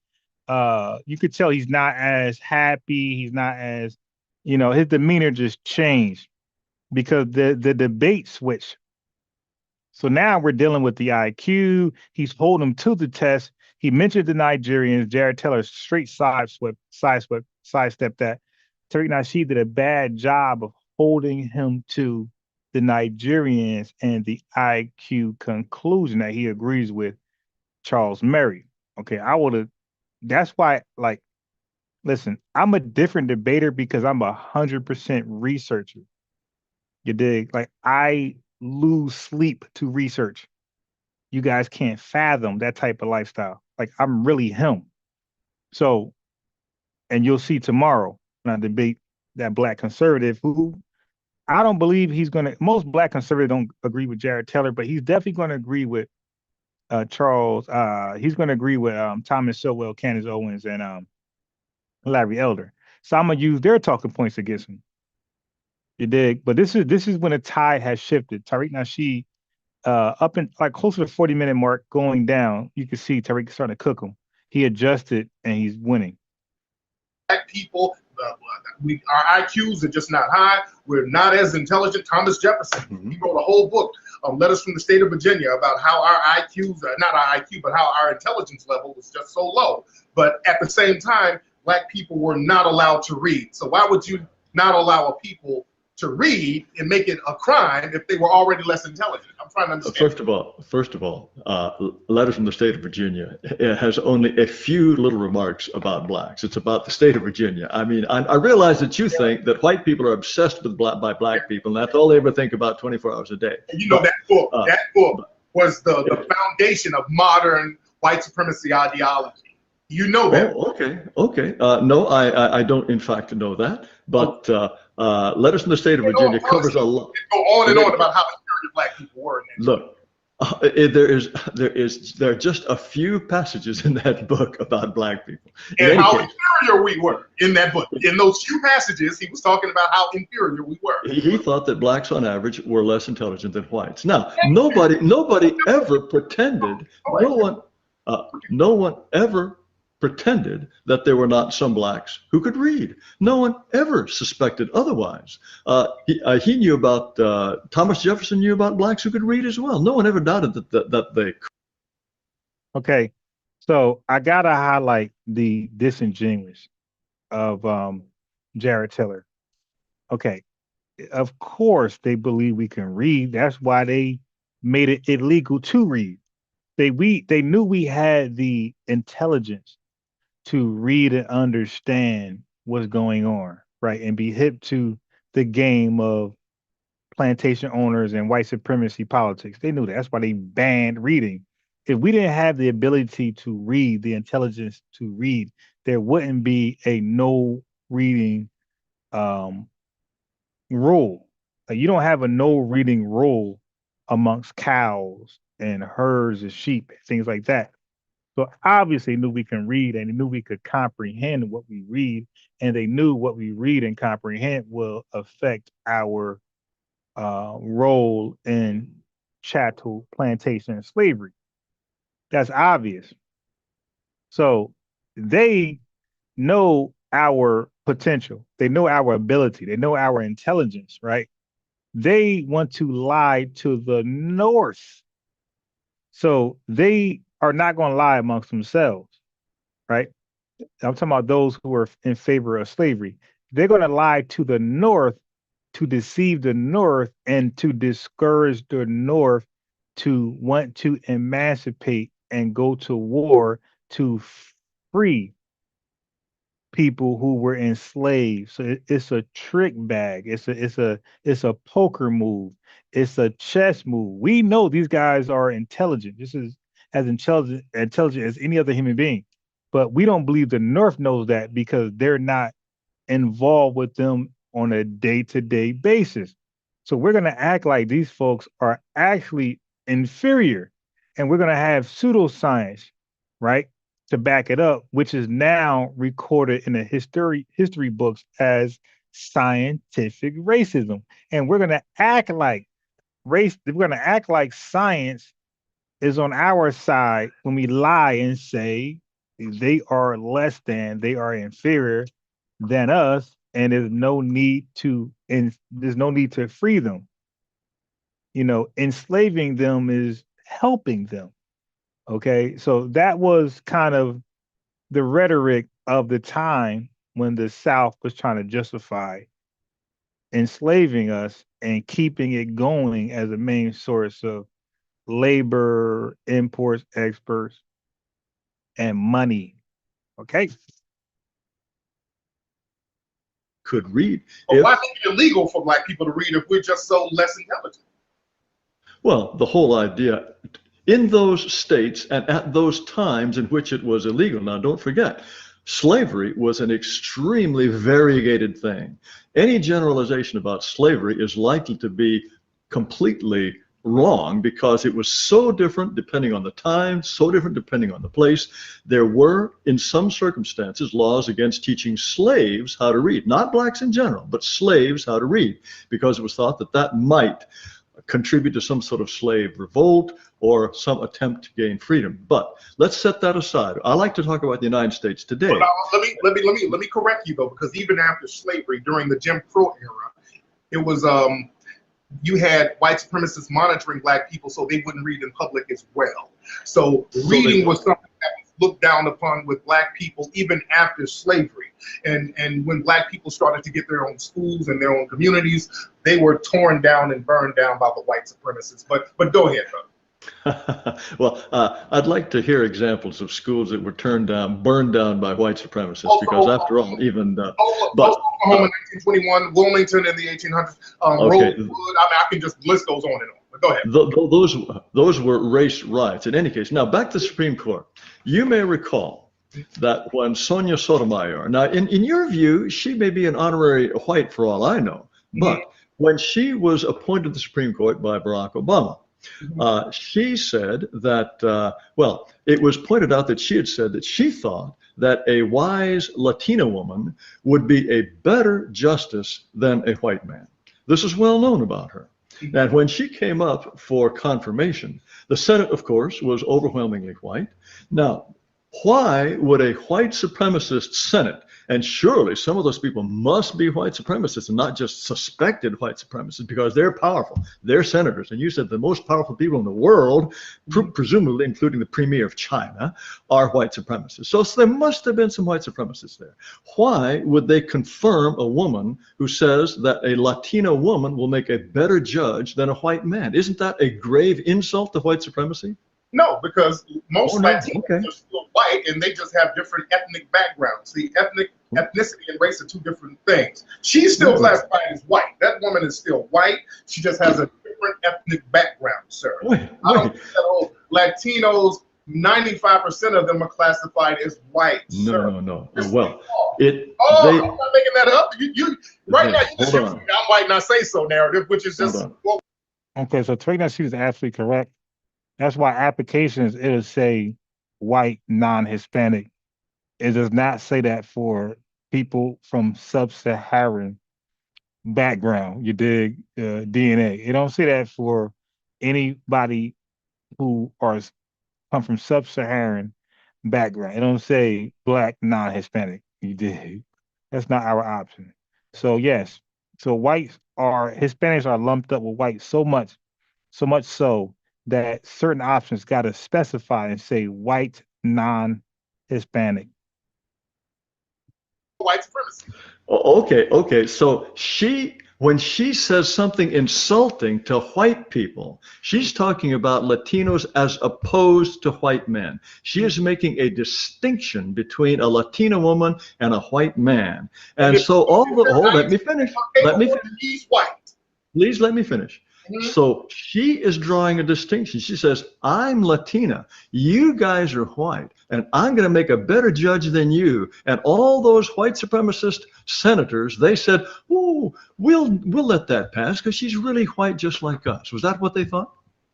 Yes, absolutely. Okay. Thank you. We can move on. That's all I needed to hear. They have Clarence Thomas on the Supreme Court. Is he a white supremacist? He's the mascot for white supremacy. Is he a white supremacist? No, you cannot be a black white supremacist. You can't. I see. You hear that, American Tether? So when you called in the other day talking about black people can be white he's supremacists. A mascot for white supremacy. So when you called in the other day talking about black folks can be white supremacists, I'm like, that's stupid. We say white because that's their race. All right. That's the race that they identify with. So how can a black person by race be a white supremacist? No. So now, can they practice white supremacy? Yes. But they cannot be a white supremacist. You got to be white to be a white supremacist. American Tether. You can't be a black white supremacist. You can be a tool for white supremacy, and that's what he is. A tool. All right. But a Hispanic can be a white supremacist. Yes, they can.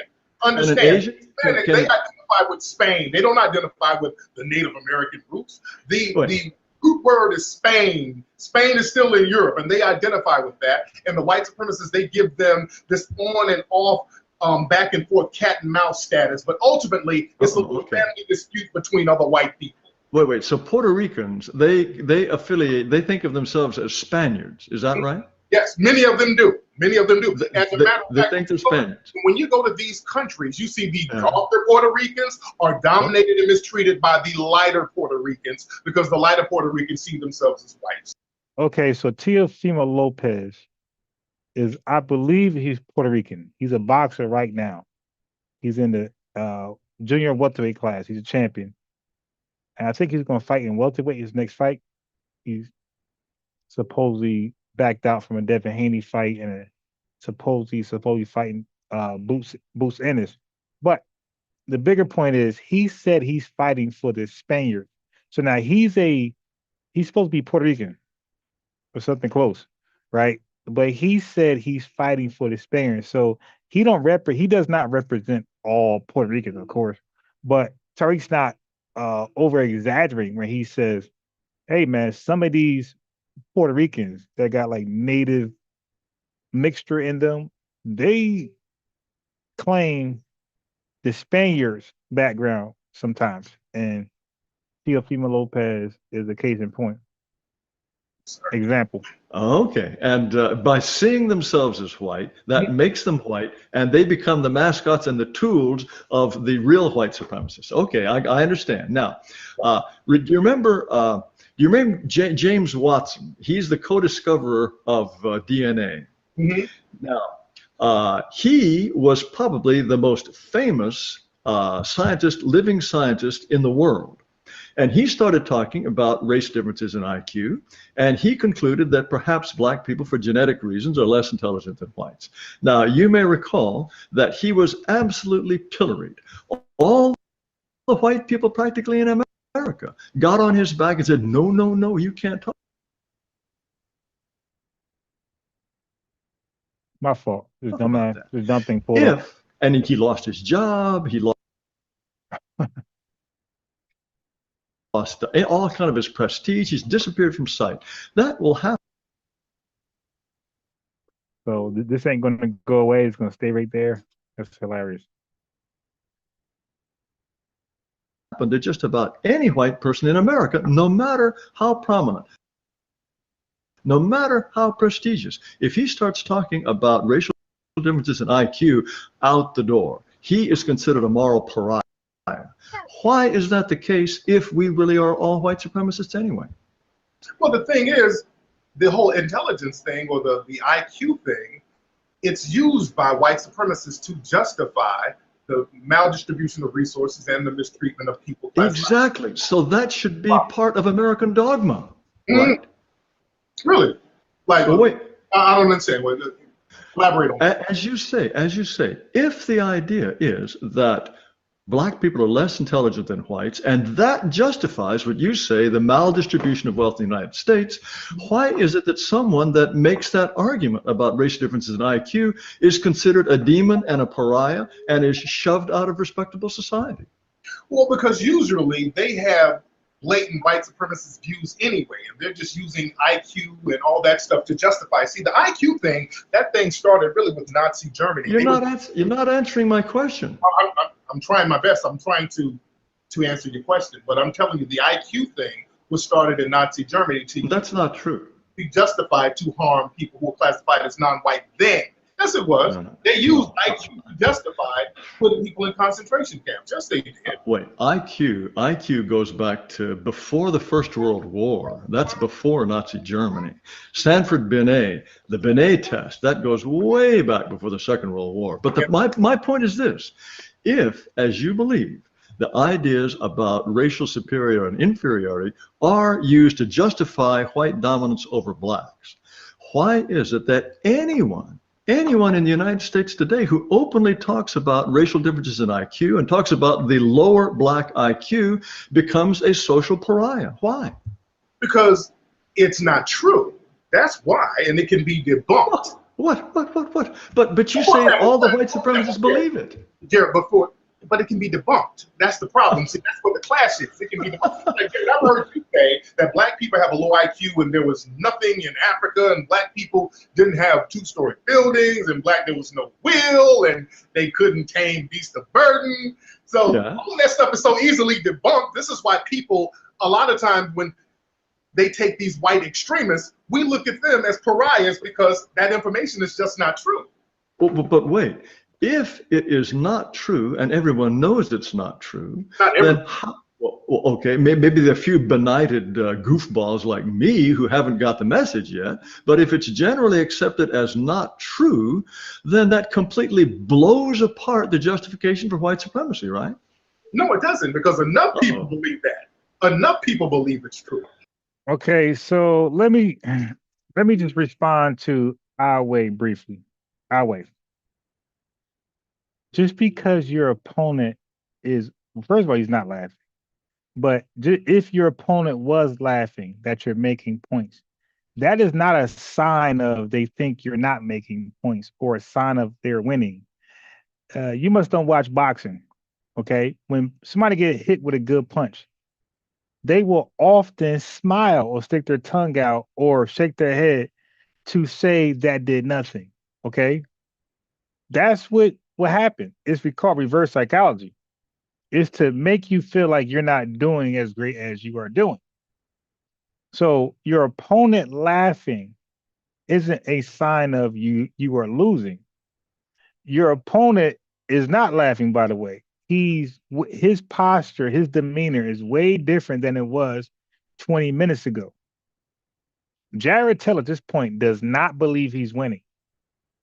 Okay, so I believe Tariq won an hour of this debate and Jared Taylor won 30 minutes of it because Tariq bit off more than he can chew. That's it. But right now, Tariq is in his lane and he's staying there and he's cooking Jared Taylor. Now, I got the phone number and I have a link. Why don't you guys express in real time how Jared Taylor is winning and how he won? Why are you so afraid of me? I can't see you in real life. I can't grab you or do anything to you. Why are you afraid to express those thoughts with me? Do you believe foundational Black Americans are superior than yourself? Bro, just ask. I'm a regular guy. Just call, ask for the phone number or link. And I want you to express, more so demonstrate how Jared Taylor is winning or won. It's real simple. I'm gonna give pushback, of course, but I'm gonna allow you to finish your demonstration or expression. And or you dig? And the people who want to believe it's true are the white supremacists, because that's part of the religion of white supremacy. Okay. Now, anything negative about Black people to justify the mistreatment and dominance. Okay. And those people are the most powerful people in the world. Yes, they are, the white supremacists. Okay. Then if the most powerful people in the world believe this, surely one of them, or maybe even two of them, perhaps even three of them, would have come to James Watson's assistance when he started talking about race and IQ. Why? How come not one of them put his head above the parapet and said, hey, Watson's right? Well, they might not have done it publicly, but there's an old saying that white supremacists don't get fired, they get transferred. So they probably... Is that an old saying? Yeah. Oh, I've never heard it before. But you never heard that one? Yeah, white supremacists don't get fired, they get transferred. He's fine. He's somewhere, somebody's taking care of him. Whenever white supremacist does something and they get fired or they get called a pariah, they get money raised somewhere. Somebody's going to look out for them. So the white supremacists, they know not to let one of their own fall. Hey, I hate to break in here for a second, but didn't we have a Black president for the last 8 years? If you're saying that the only people in charge are white people, how do you explain Obama being our president for the last 8 years? Oh, he's a pet. He's a mascot. He knows that. Hey, Jared knows that. When you put a Black person in a position, listen, when you put a Black person, when the white supremacists will elevate a Black person, there are two rules, and these rules have never faltered. Number one, you do not punish white people. And number two, you do not help Black people in large numbers. And Obama did not do either of those things, so he's fine. So it seems like Trump has actually helped Black people more. You know, recently it said Trump has the lowest African-American unemployment rate, and the African-American Democrats, they wouldn't even stand for that. That's a lie. That's a lie. They proved it was a lie. They put out the stats. That's Yeah, great point, Donnie. I appreciate that.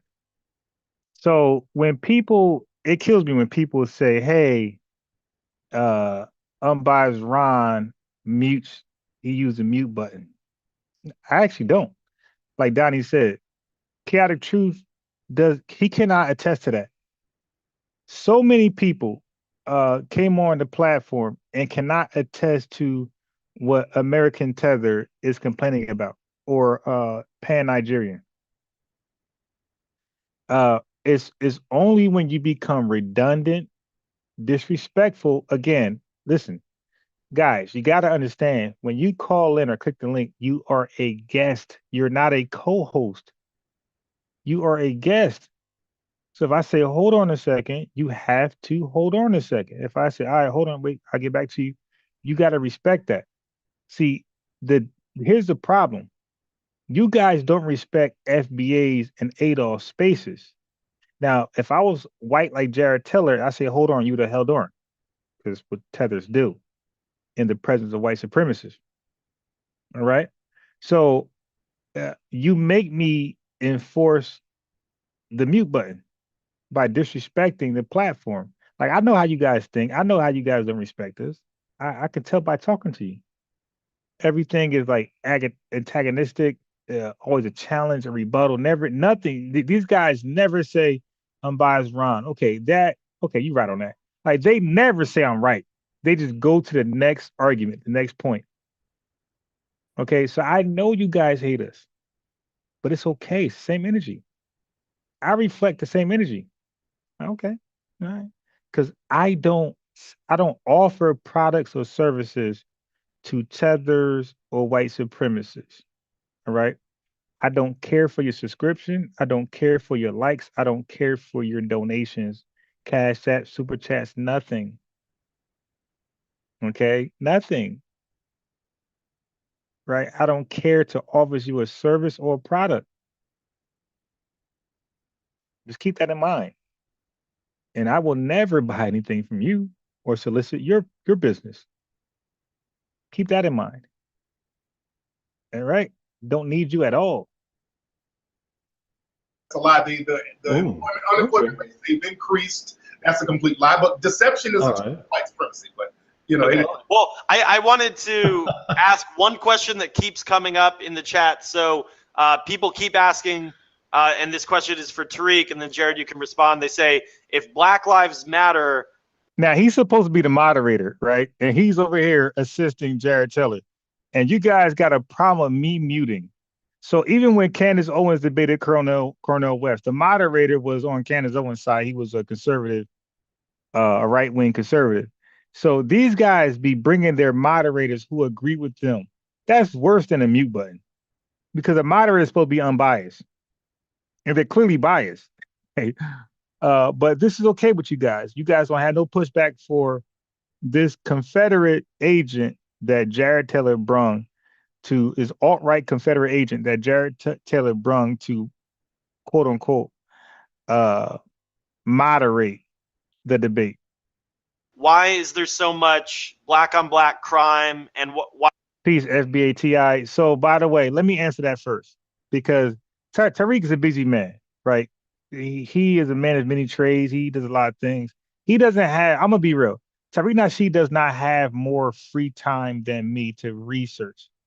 He's a busy man. He got businesses to run. He got people to talk to and blah, blah, blah. He's busy. So he really needs somebody like me in his corner. That's real talk. He needs to keep his hands free. He needs to just call me up like, yo, can you tackle this real fast? You dig? And I would be cooking Jared Taylor. And Tariq could have been assisting me like the same way this Confederate agent is assisting Jared Taylor. Now, black on black crime, statistically, is no worse than white on white crime. The numbers are very comparable. They're very similar.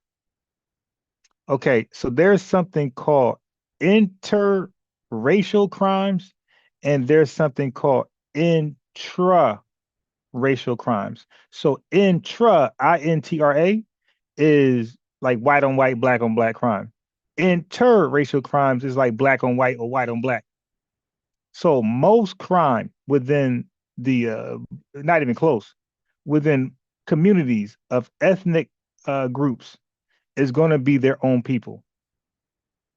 So black on black crime, if that's concerning, then black on black crime is as much concerning as white on white crime. There's really no difference.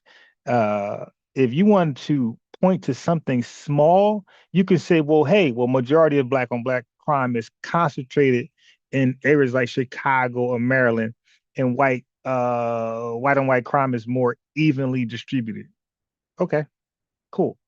But it's very close. Like there's really no difference in numbers in rates between white on white crime and black on black crime.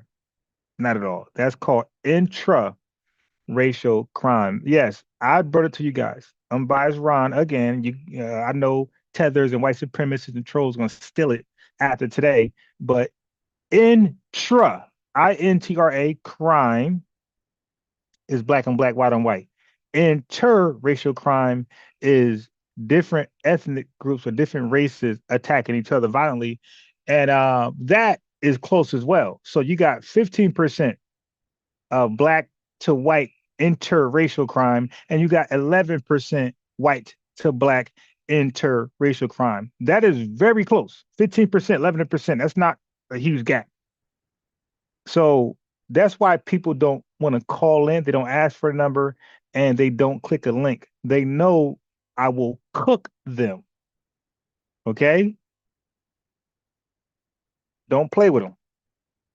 Why is there such a substantial amount of blacks doing crime and murder to other blacks? That's a lie. There is not black people doing a lot of crime. The only high crime like rate Chicago, for instance. That's it. That's Chicago is the go-to place because there is no black crime in large numbers anywhere else. That's another lie. They used to justify black people in large numbers. Black crime rates are not high because black crime rates have always been the same. There's nothing unique about black crime rates. Isn't that right, Jared?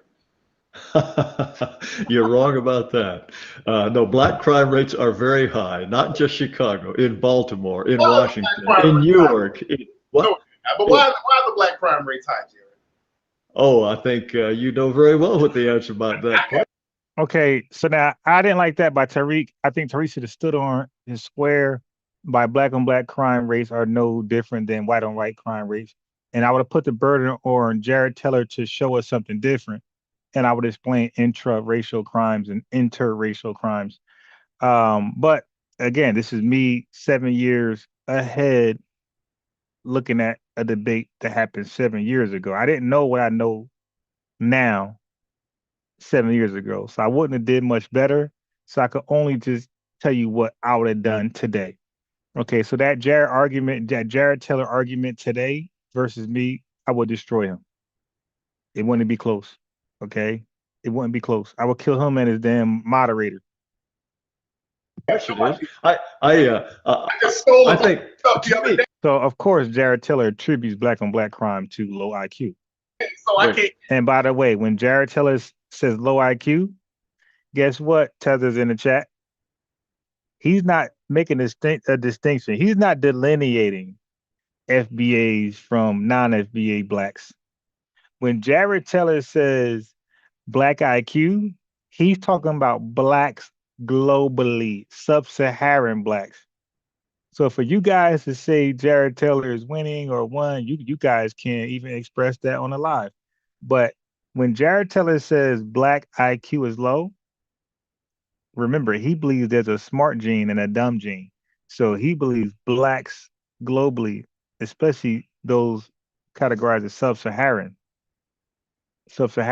African blacks, or he believes all of them are genetically inferior to white people globally. That's why you guys won't call in. You know I'm going to just cook you and add you to content. With all of the stolen stuff in my house. But go ahead. To me, it's much more interesting that you genuinely appear to believe that the black violent crime rate is no higher than the white rate. Let's just leave it at that, because you appear to believe that, and I find that fascinating. But I think there are other things that are actually rather more interesting. But the black crime rate has always been high because blackness is itself a crime. Being a black person, more things are illegal if you're black. It's always been like that. The black crime rate goes back, it's been high since the early 1900s. Okay, so when a black person kills another black person, that's because being black is a crime? No, because most people who are in jail are not in jail for murder. They're in jail for nonviolent drug offenses. I'm talking about the murder rate. So real quick, American Dream, I'm not interested in talking to you, but that don't mean I don't have other folks that's not interested. I told you that I got a guy who you should speak with. Now he's only available on weekends around like 6 o'clock. So American Dream, today is Wednesday, maybe even Friday, but I would double check. But I believe Saturday for sure. So I can ask for Friday, but Saturday for sure. 6 o'clock, 6, 7, 8 o'clock. So if you can make yourself available um, American Tether. If you can make yourself available in between the hours of 6, 7, 8 p.m. Saturday, I'm going to have you speak to somebody who does not watch my show like that at all. Okay, so whatever you think you're going to try to bring up and think that he knows about, he's not going to know about it. So it's going to be authentic conversation between you and himself. He's going to try to fill you out because he don't even know who you are. He don't know your arguments. He don't know your position. So he's going to fill you out on the fly. Okay. So, but I believe that would be a great conversation for you. Yeah. Okay. And he ain't gonna mute you because he don't have the only I can mute. So you ain't gotta worry about being muted unless I mute you. And I'm not gonna do that because unless he thinks you're speaking over him. But I'm gonna give you warnings like, yo, American Dream, let him talk. But you might think he's speaking over you, and I'm gonna tell him, hey, let American Tether talk. You dig? So I'm gonna be even. I'm gonna be fair both ways. I'm gonna provide true equality, not Jared Taylor ideology of equality. Which no, so because that's very rare that Black people commit high crimes of murder. We don't commit murder like that. That is a lie. That's that's a lie. Okay, and the Black unemployment. If that's the case, most Black people would be in jail for murder. Black people are not in jail for murder for the most part. We're talking. They're in there for non-violent drug offenses. Wait. So okay, the idea. That's a great point from Tariq that Jared Taylor sidestepped again. So you Tether's in the chat. It's crazy how Black people in the chat. Now, these guys claim to be Pan-Africanists or Pan-Nigerians, all type of crazy stuff, but they're rooting for a self-admitted white supremacist. At the very least, he calls himself a white separatist. He don't want to be around Black people, not just FBAs and ADOS. He don't want to be around Black people because he believes all Black people globally are inferior to whites. And because they're inferior, they're going to make bad decisions. And those bad decisions normally lead to acts of violence or some type of criminal behavior. This is Jared Taylor's position. But you got Tethers in the chat who's rooting for him to win against another Black man. And this is why I stand on delineation, disaggregation. We got to get away from them. I see Tethers as just as dangerous as white supremacists themselves. I don't see any difference. That's just my viewpoint on Tethers. I see them just as dangerous just as dangerous and disgusting as white supremacists like Jared Taylor. The statistics that come out of overwhelmingly Black cities that suggest a high murder rate are a lie, as is the statistics about the Black unemployment rate. That too is a lie? The Black unemployment rate is high because wait. You said white supremacists control the jobs, so that's always going to be high. What? I mean, he just said white supremacists control the jobs. Is that a fact or a lie, Jared Taylor? Let's hear. But no, didn't you tell me that when Baked Alaska earlier said that the Black unemployment rate is at a record low under Trump, you said that was a lie, right? Yeah, because Black unemployment rate is high. It's always been high. Okay, so Tariq just cooked them right here. Okay, so Jared Taylor didn't understand this. Like, let's say, okay, I'm just giving you a number, right? Don't hold me to this. But let's say let's say anything above 5% unemployment rate is high. If Blacks nationally unemployment rate is at 10%, that's double, right? That's double high. If Trump gets in office and the unemployment rate is 8%, 8% is lower than 10%, but it's still considered high. It's still high because anything over 5%, anything over 4% is considered high. So 10% is just ridiculous, and 8% is over 5%, and it's above 4%. It's still super high. So 10% to 9%, that's lower, still high. So that's where Tariq cooked him. I'm telling you, Tariq been cooking him since the 40-minute mark. Unemployment rate has always been high. Well, wait, but then are you or aren't you disputing Donald Trump's claim that it is lower now than when it was under Obama. Not low. It's still high. What? It's high now. It's high. The unemployment rate is high.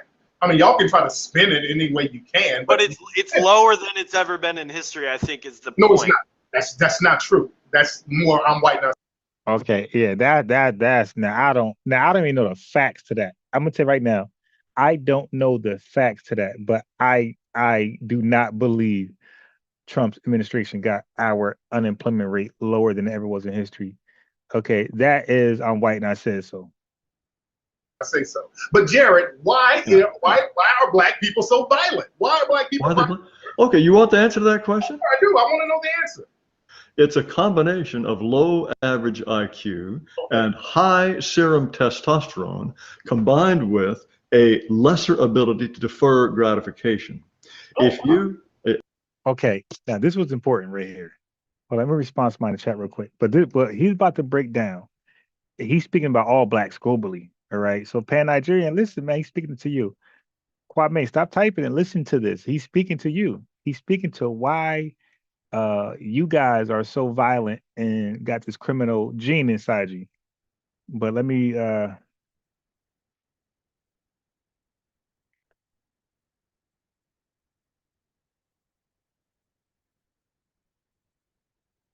on. Let me respond to somebody real fast in the chat.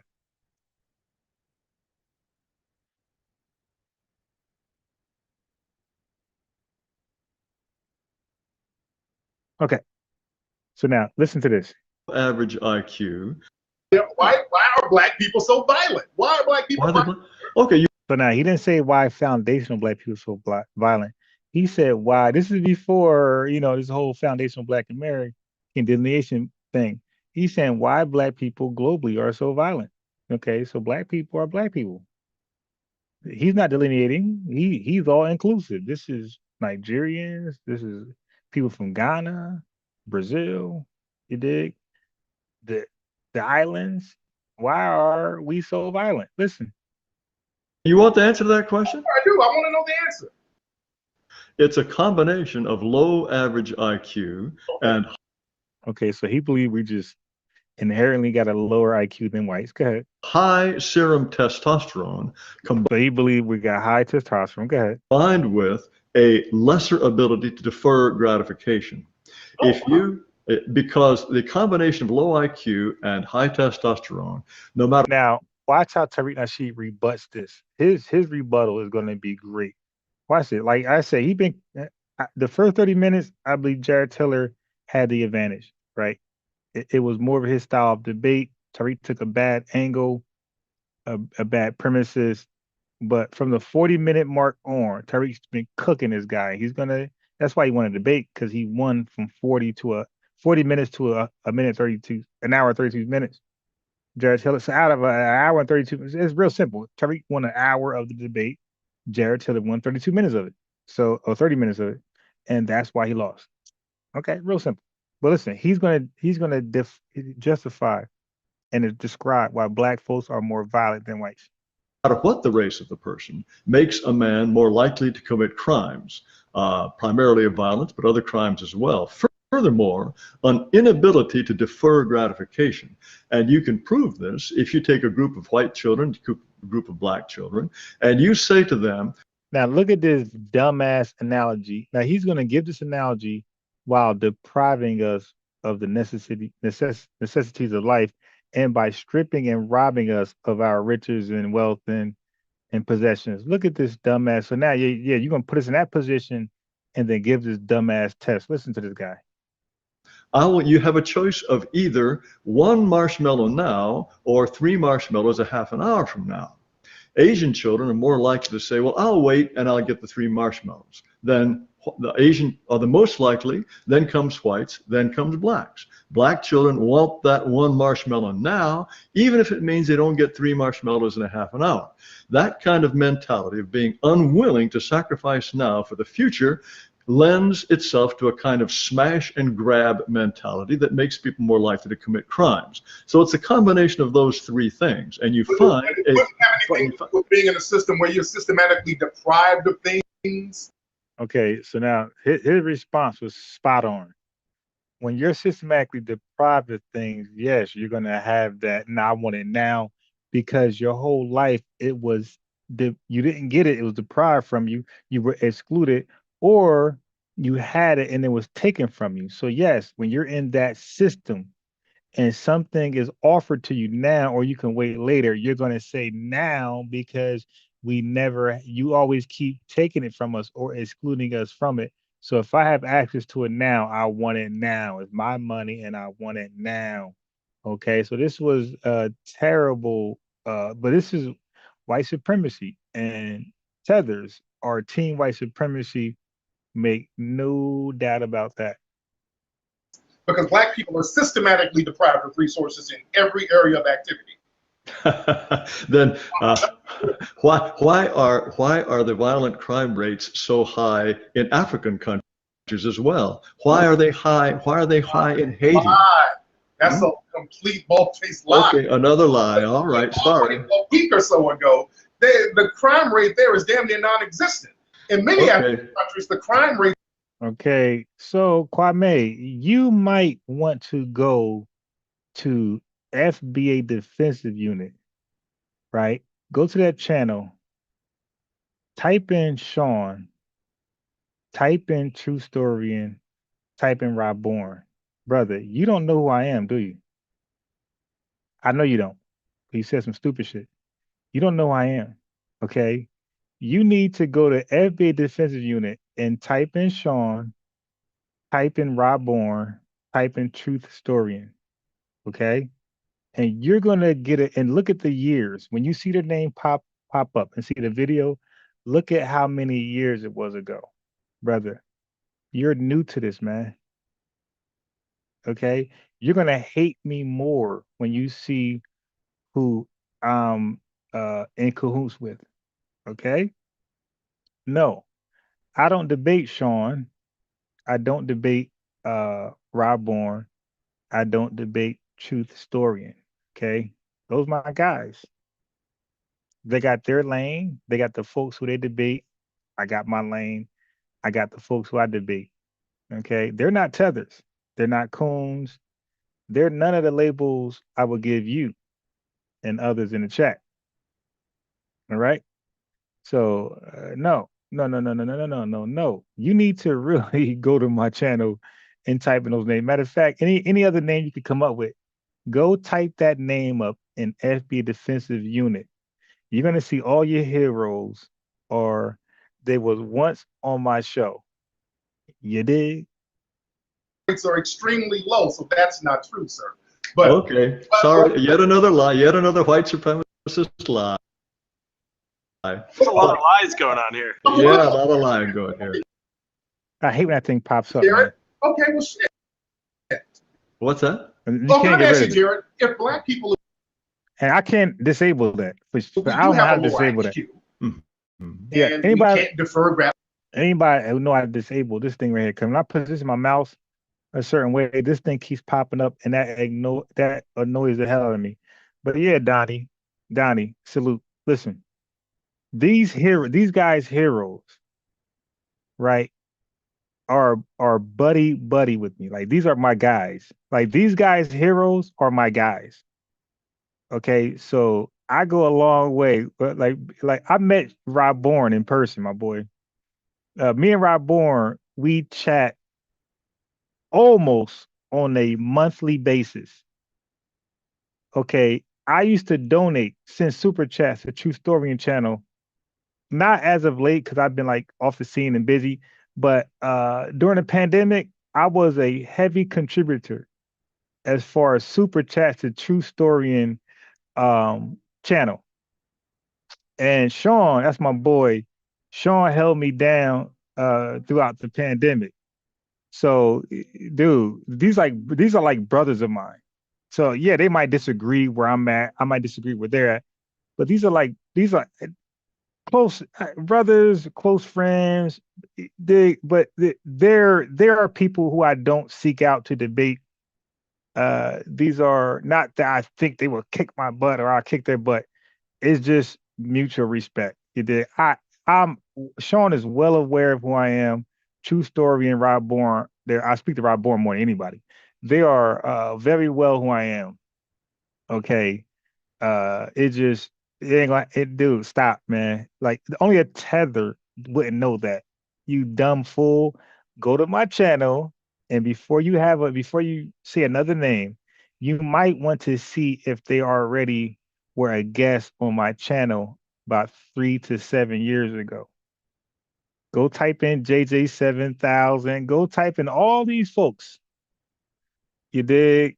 Zion Lex. Yeah, they all Rod, Divine Prospect. They're all Team Osiris. They're all gonna pop up.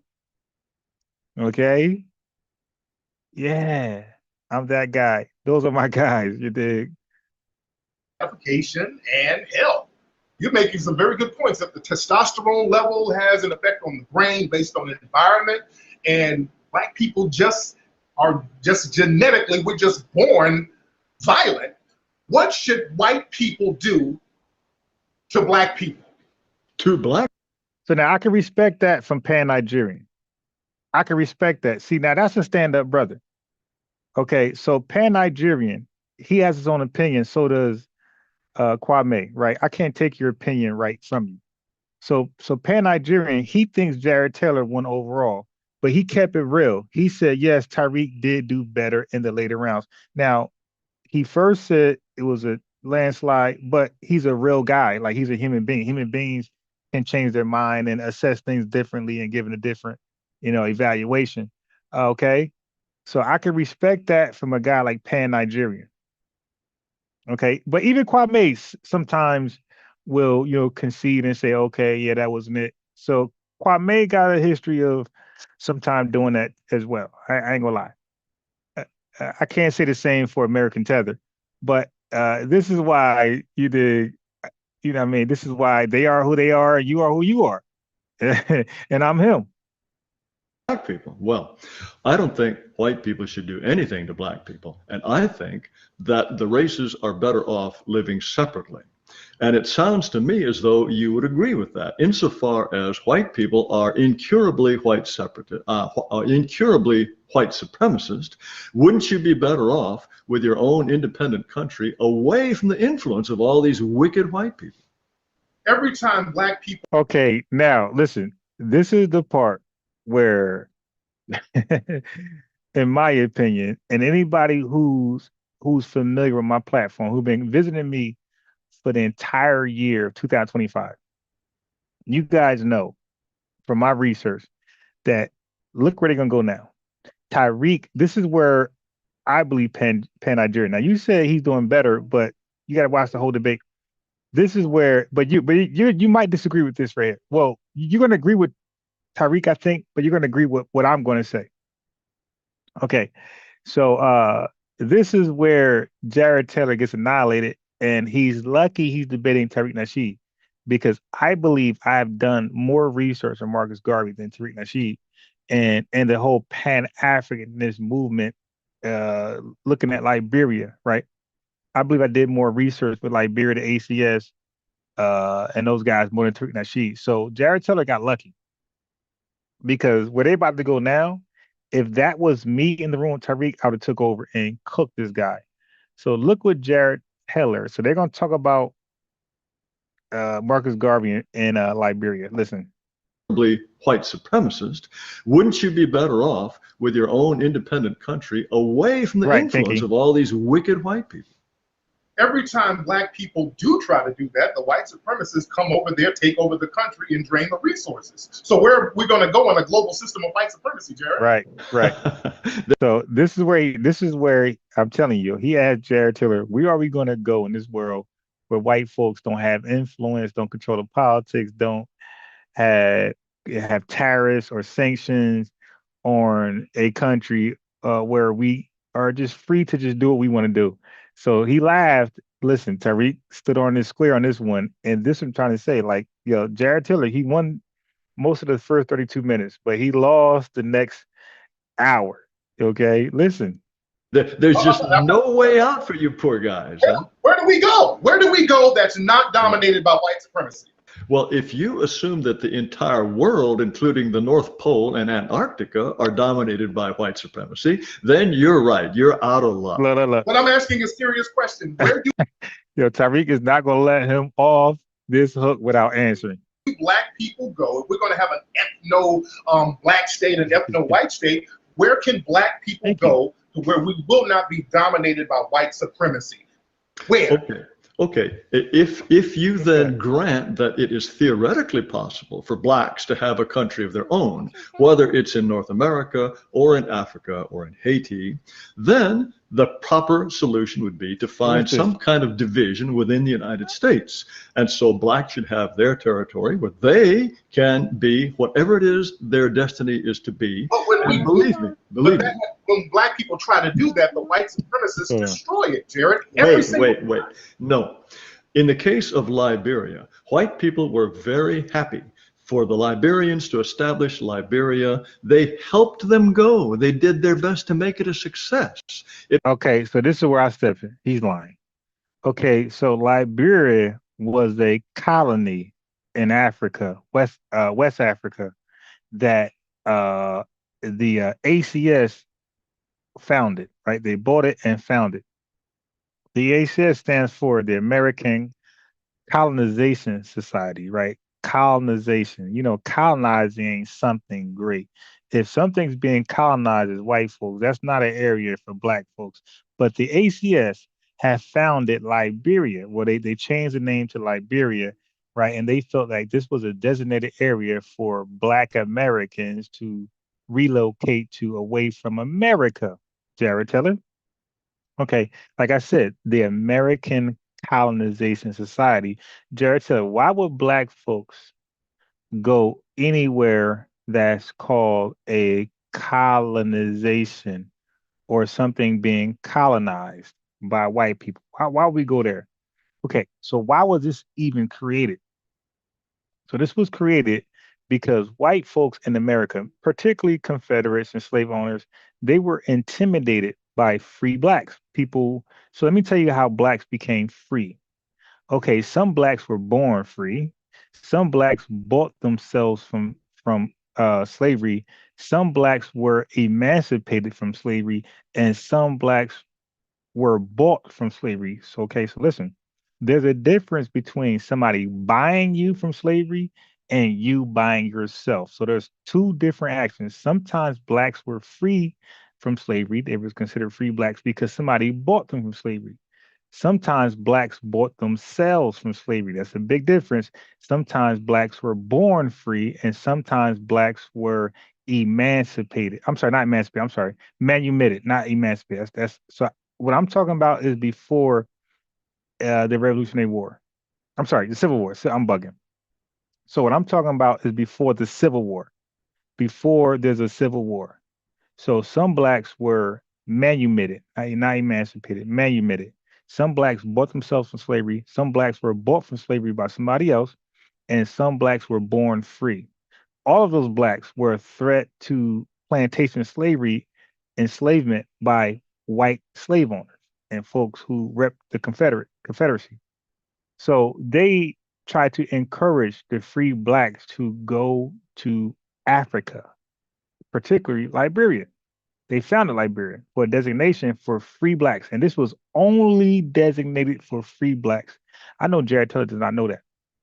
Okay, so Liberia, the idea of Liberia, the idea of Blacks going to Liberia, this was only a location for free Blacks. This was not a location for Blacks who were still enslaved and part of a plantation. So let's get that clear. This was for free Blacks only. Yes. Yeah, go ahead, go play. So this was just free Blacks only. Okay, because they felt like free Blacks will inspire enslaved Blacks to want and aspire for freedom and cause a rebellion or something like that. So they said, hey, man, their insecurity, their projections, they wanted them out of the country. Okay. Then the ACS decided to, and also they threatened those free Blacks. Hey, man, consider Liberia. And the ACS funded the whole trip and everything, right? They wanted them out the country, the free Blacks, not the enslaved Blacks, to be clear. So now This is that was a fact, and they threatened them with re-enslavement, even though they were free blacks. But they threatened them with re-enslavement if they did not consider the relocation to Liberia. All right. Then they started to buy black people from slavery just to relocate them into Liberia. Okay, so they were responsible for relocating about 10,000 black people from America, Foundation Black Americans, to, well, they weren't at that point, debatable, but they were responsible for relocating black people to Liberia. Okay, uh, they bought them out of slavery, right, or enslavement. They freed them, and they said, "Hey, man, you got to go here, or we're gonna put you back on this plantation." So they didn't give much of them a choice. So this was not some good-hearted gesture or action from saints, right? White supremacist saints.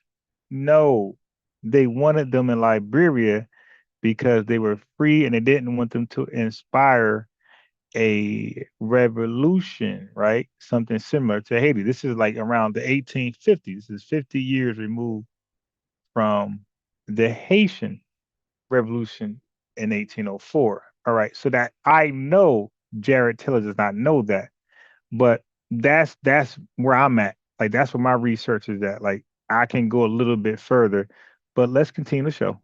It was the Liberians who ended up making it not work. And when Marcus Garvey wanted to send his people to Liberia, it was the Liberians who told him, no, we're not interested in you, Marcus. We have our own little place here. We don't want you coming to dominate us. Okay, so now he tried to compare Marcus Garvey with Liberia. That's almost 100 years, like a gap of almost 100 years. So so when he first mentioned Liberia in the ACS, that was like around 1850. And for him to mention Marcus Garvey, who was like around like 1920s, that's almost 100 years, 100-year gap. I mean, like that was just pure, just disingenuous.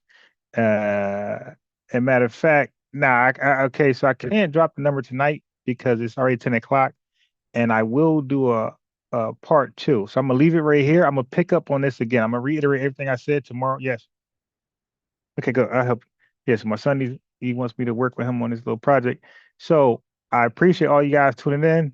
I'm gonna do a part two. Now I'm not gonna do a part two of the Candace Owen Cornell West. I watched the rest of the debate, and they went to like a whole bunch of trans topics, all that type of stuff. I don't want that on my channel. I don't want to get banned and shadow banned and deleted. So I'm not gonna do a part two of the Cornell West and Candace Owens debate. Check that out yourself. Just go ahead and YouTube that. But I covered the main things. Matter of fact, I will play a little bit where she went into something that I have some foreknowledge of, right? So I'm gonna play a little portion of it, but I'm gonna end it there, and I'm gonna come back to this Tariq and Jared Taylor debate. I'll finish the rest of it, but I'm gonna start back from this Liberia, relocation talking point from the white supremacist Jared Taylor. Man, I appreciate you guys. We got to like 62 live viewers. Listen, man, tap in tomorrow morning. I'm debating a black conservative, and then after that, I'm going to do a recap. I'm gonna finish part two of this. Not Candace Owens and Cornell West. That's done. I'll play a little portion of it when Candace said some stupid stuff, and I want to address that. But that's gonna be very short. But I'm gonna do the rest of this. How much we got? 30 more minutes of this tomorrow. So tap in and I got some. Oh yeah, then I'm gonna do a great video of how black banks in America, even till today, are and were never uh allowed. I'm gonna use the word allowed to be self-sustainable. Okay, I'm gonna show you from Maggie Lena Walker from her own bank way, way, way in the 1900s. I'm gonna show you how white America, with their regulations and zoning laws and all type of Jim Crow laws, where look at this frog. That frog. See?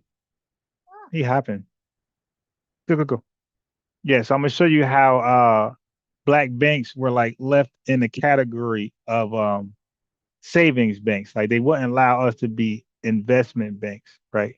So I'm gonna do a video of that. So I kind of like it. What was crazy and sad is that when I do videos like that, I don't get the same support as if I did a video of a debate with a white supremacist. So it's kind of like, you know what I mean? So sometimes you gotta kind of go with what people want to watch, and people like to watch debates and things like that, and not so much some real deep history that you need to know. Okay, but I'll do it anyway. All right. So man, there's no number today because I gotta take it down. It's 10 p.m. All right. But I will continue from the Liberia talking point back to Africa talking point. Hey yo, man, peace. I appreciate y'all. Make sure y'all like the video, and if y'all got a little extra, I got the Cash App right there. I could use that for something constructive. You dig? We out. Peace. Hold on. Wait, this damn thing popped up again. Wait, I don't even. Yo, how do I deactivate that? All right. I never said. Who is that? I never said we just here. Hey, Mel Olfactor. I don't know. Yeah, I'll put the phone number in tomorrow for sure. Mellow Factor. I don't know. No, well, how I'm a scaredy cat when I just said American Dream. I'm gonna have you talk to my boy, who people think is smart. I mean that's isn't that how that I'm gonna have you speak to somebody who folks think might be smarter than me. You dig? So I mean, isn't that like something positive for you? Um, a mallow factor. You got to rewrite what you said because it was like jumbled up, and I couldn't really make out what you said. So, brother, can you just So now I'm starting live. I'm going live every morning. I've been live at well, not live. I've been lying every morning. I've been trying to go live at like 8 9 a.m. But most likely, but me and a guy can't touch bases at that time because he was talking from a central time perspective. So when he gave me a time like 9 o'clock, I set the number 9 o'clock my time. But 9 o'clock my time is 8 o'clock his time. 9 o'clock his time is 10 a.m. my time. So I kept doing that and he wasn't able to click the link. So I'm thinking like he just, procrastinating, like he lies. So I'm just like closing the link out and I'm doing my thing. But the whole time I was an hour too early. So yeah, he happened. So he finally said today, like, hey man, what time zone you in? So when I said Eastern time, he said Central. Oh, that's the problem, bro. You an hour earlier. So your 9 o'clock is my 10 o'clock.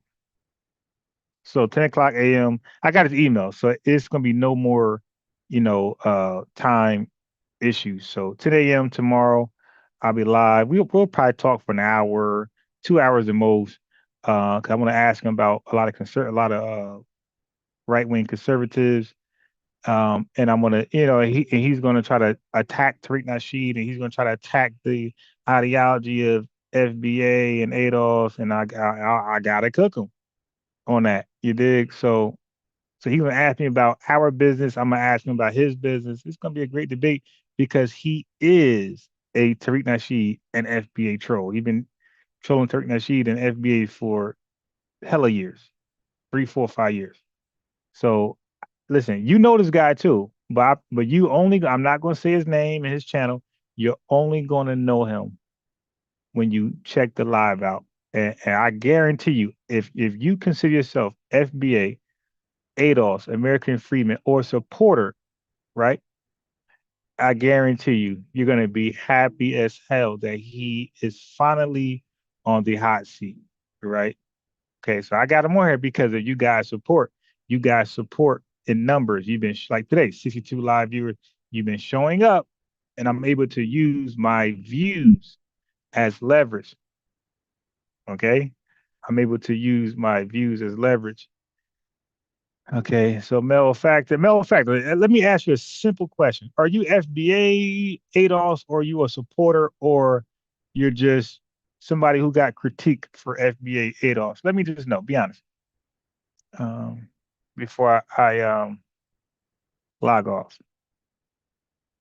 And by the way, look. For those who are into this, my Cash App is at the top. For those who, because I'm a guy who sends Cash Apps to channels, right? Sometimes I do that. You know, when you send Cash App, you got a whole history of that. And maybe one live I'll show you my Cash App history. How often I send super chats to different channels to inspire you guys to give. But Mal O-Factor, let me know. Are you FBA, ADOS, or you're a supporter, or you're just a critic? You know, and a critic isn't bad. Like, you know, we need opposition. Oh, FBA, okay, cool. All right, so I could get off now. So I'm gonna give you a wrench, my boy. And so I give wrenches to FBAs, ADOS, and even if you're not FBA and you're a supporter of ADOS, FBA, I give you a wrench as well. I never sent the Cash App to Tariq. It's not my daddy, but I did send a Cash App to other folks. Matter of fact, I sent, like I said, the brother mentioned earlier, True Story. I sent hella Cash Apps to True Story. Sinetta TV, I sent Cash Apps. I sent Cash App to 78 Sports. He covers boxing a lot. I sent over there. I sent Cash Apps to Lord Jamar. You dig? I even got a screen record of that. I sent the Cash App to Sabir Bay. You dig? But I'm just letting you know names that you probably know. And but that's what I do. But not really Cash Apps. When I'm saying Cash Apps, I really mean super chats because I want them to read. How about Carsino for Life, whatever his name is. Matter of fact, you know what?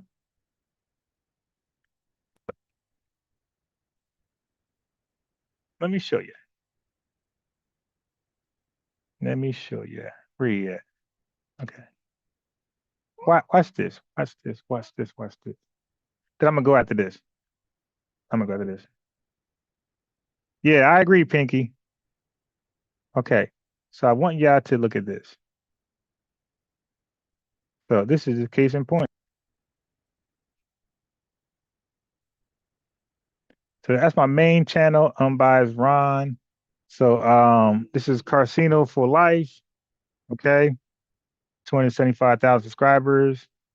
Well, this ain't a Cash App right here, but this was just a message. But I sent Cash Apps, but I'm active.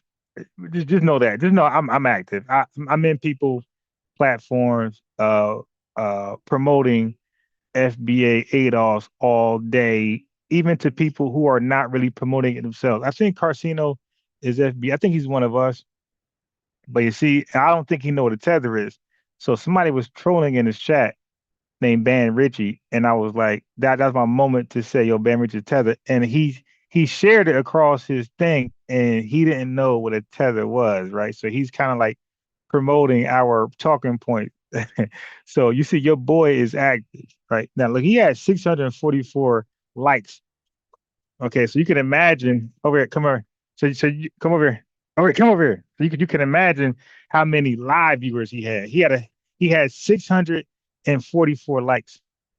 So you can imagine how many live views he had, right? How many live viewers he had.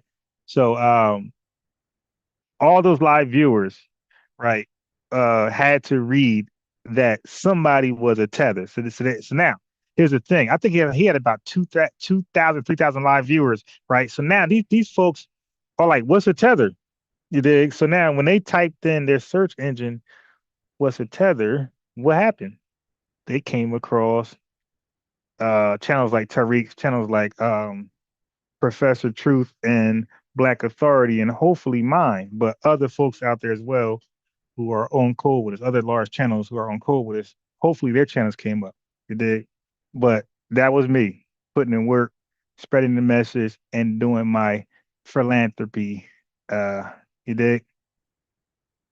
So pull up tomorrow. I want to talk your head off. I'm out. Peace. Love y'all. My supporters and lineage. We out of here.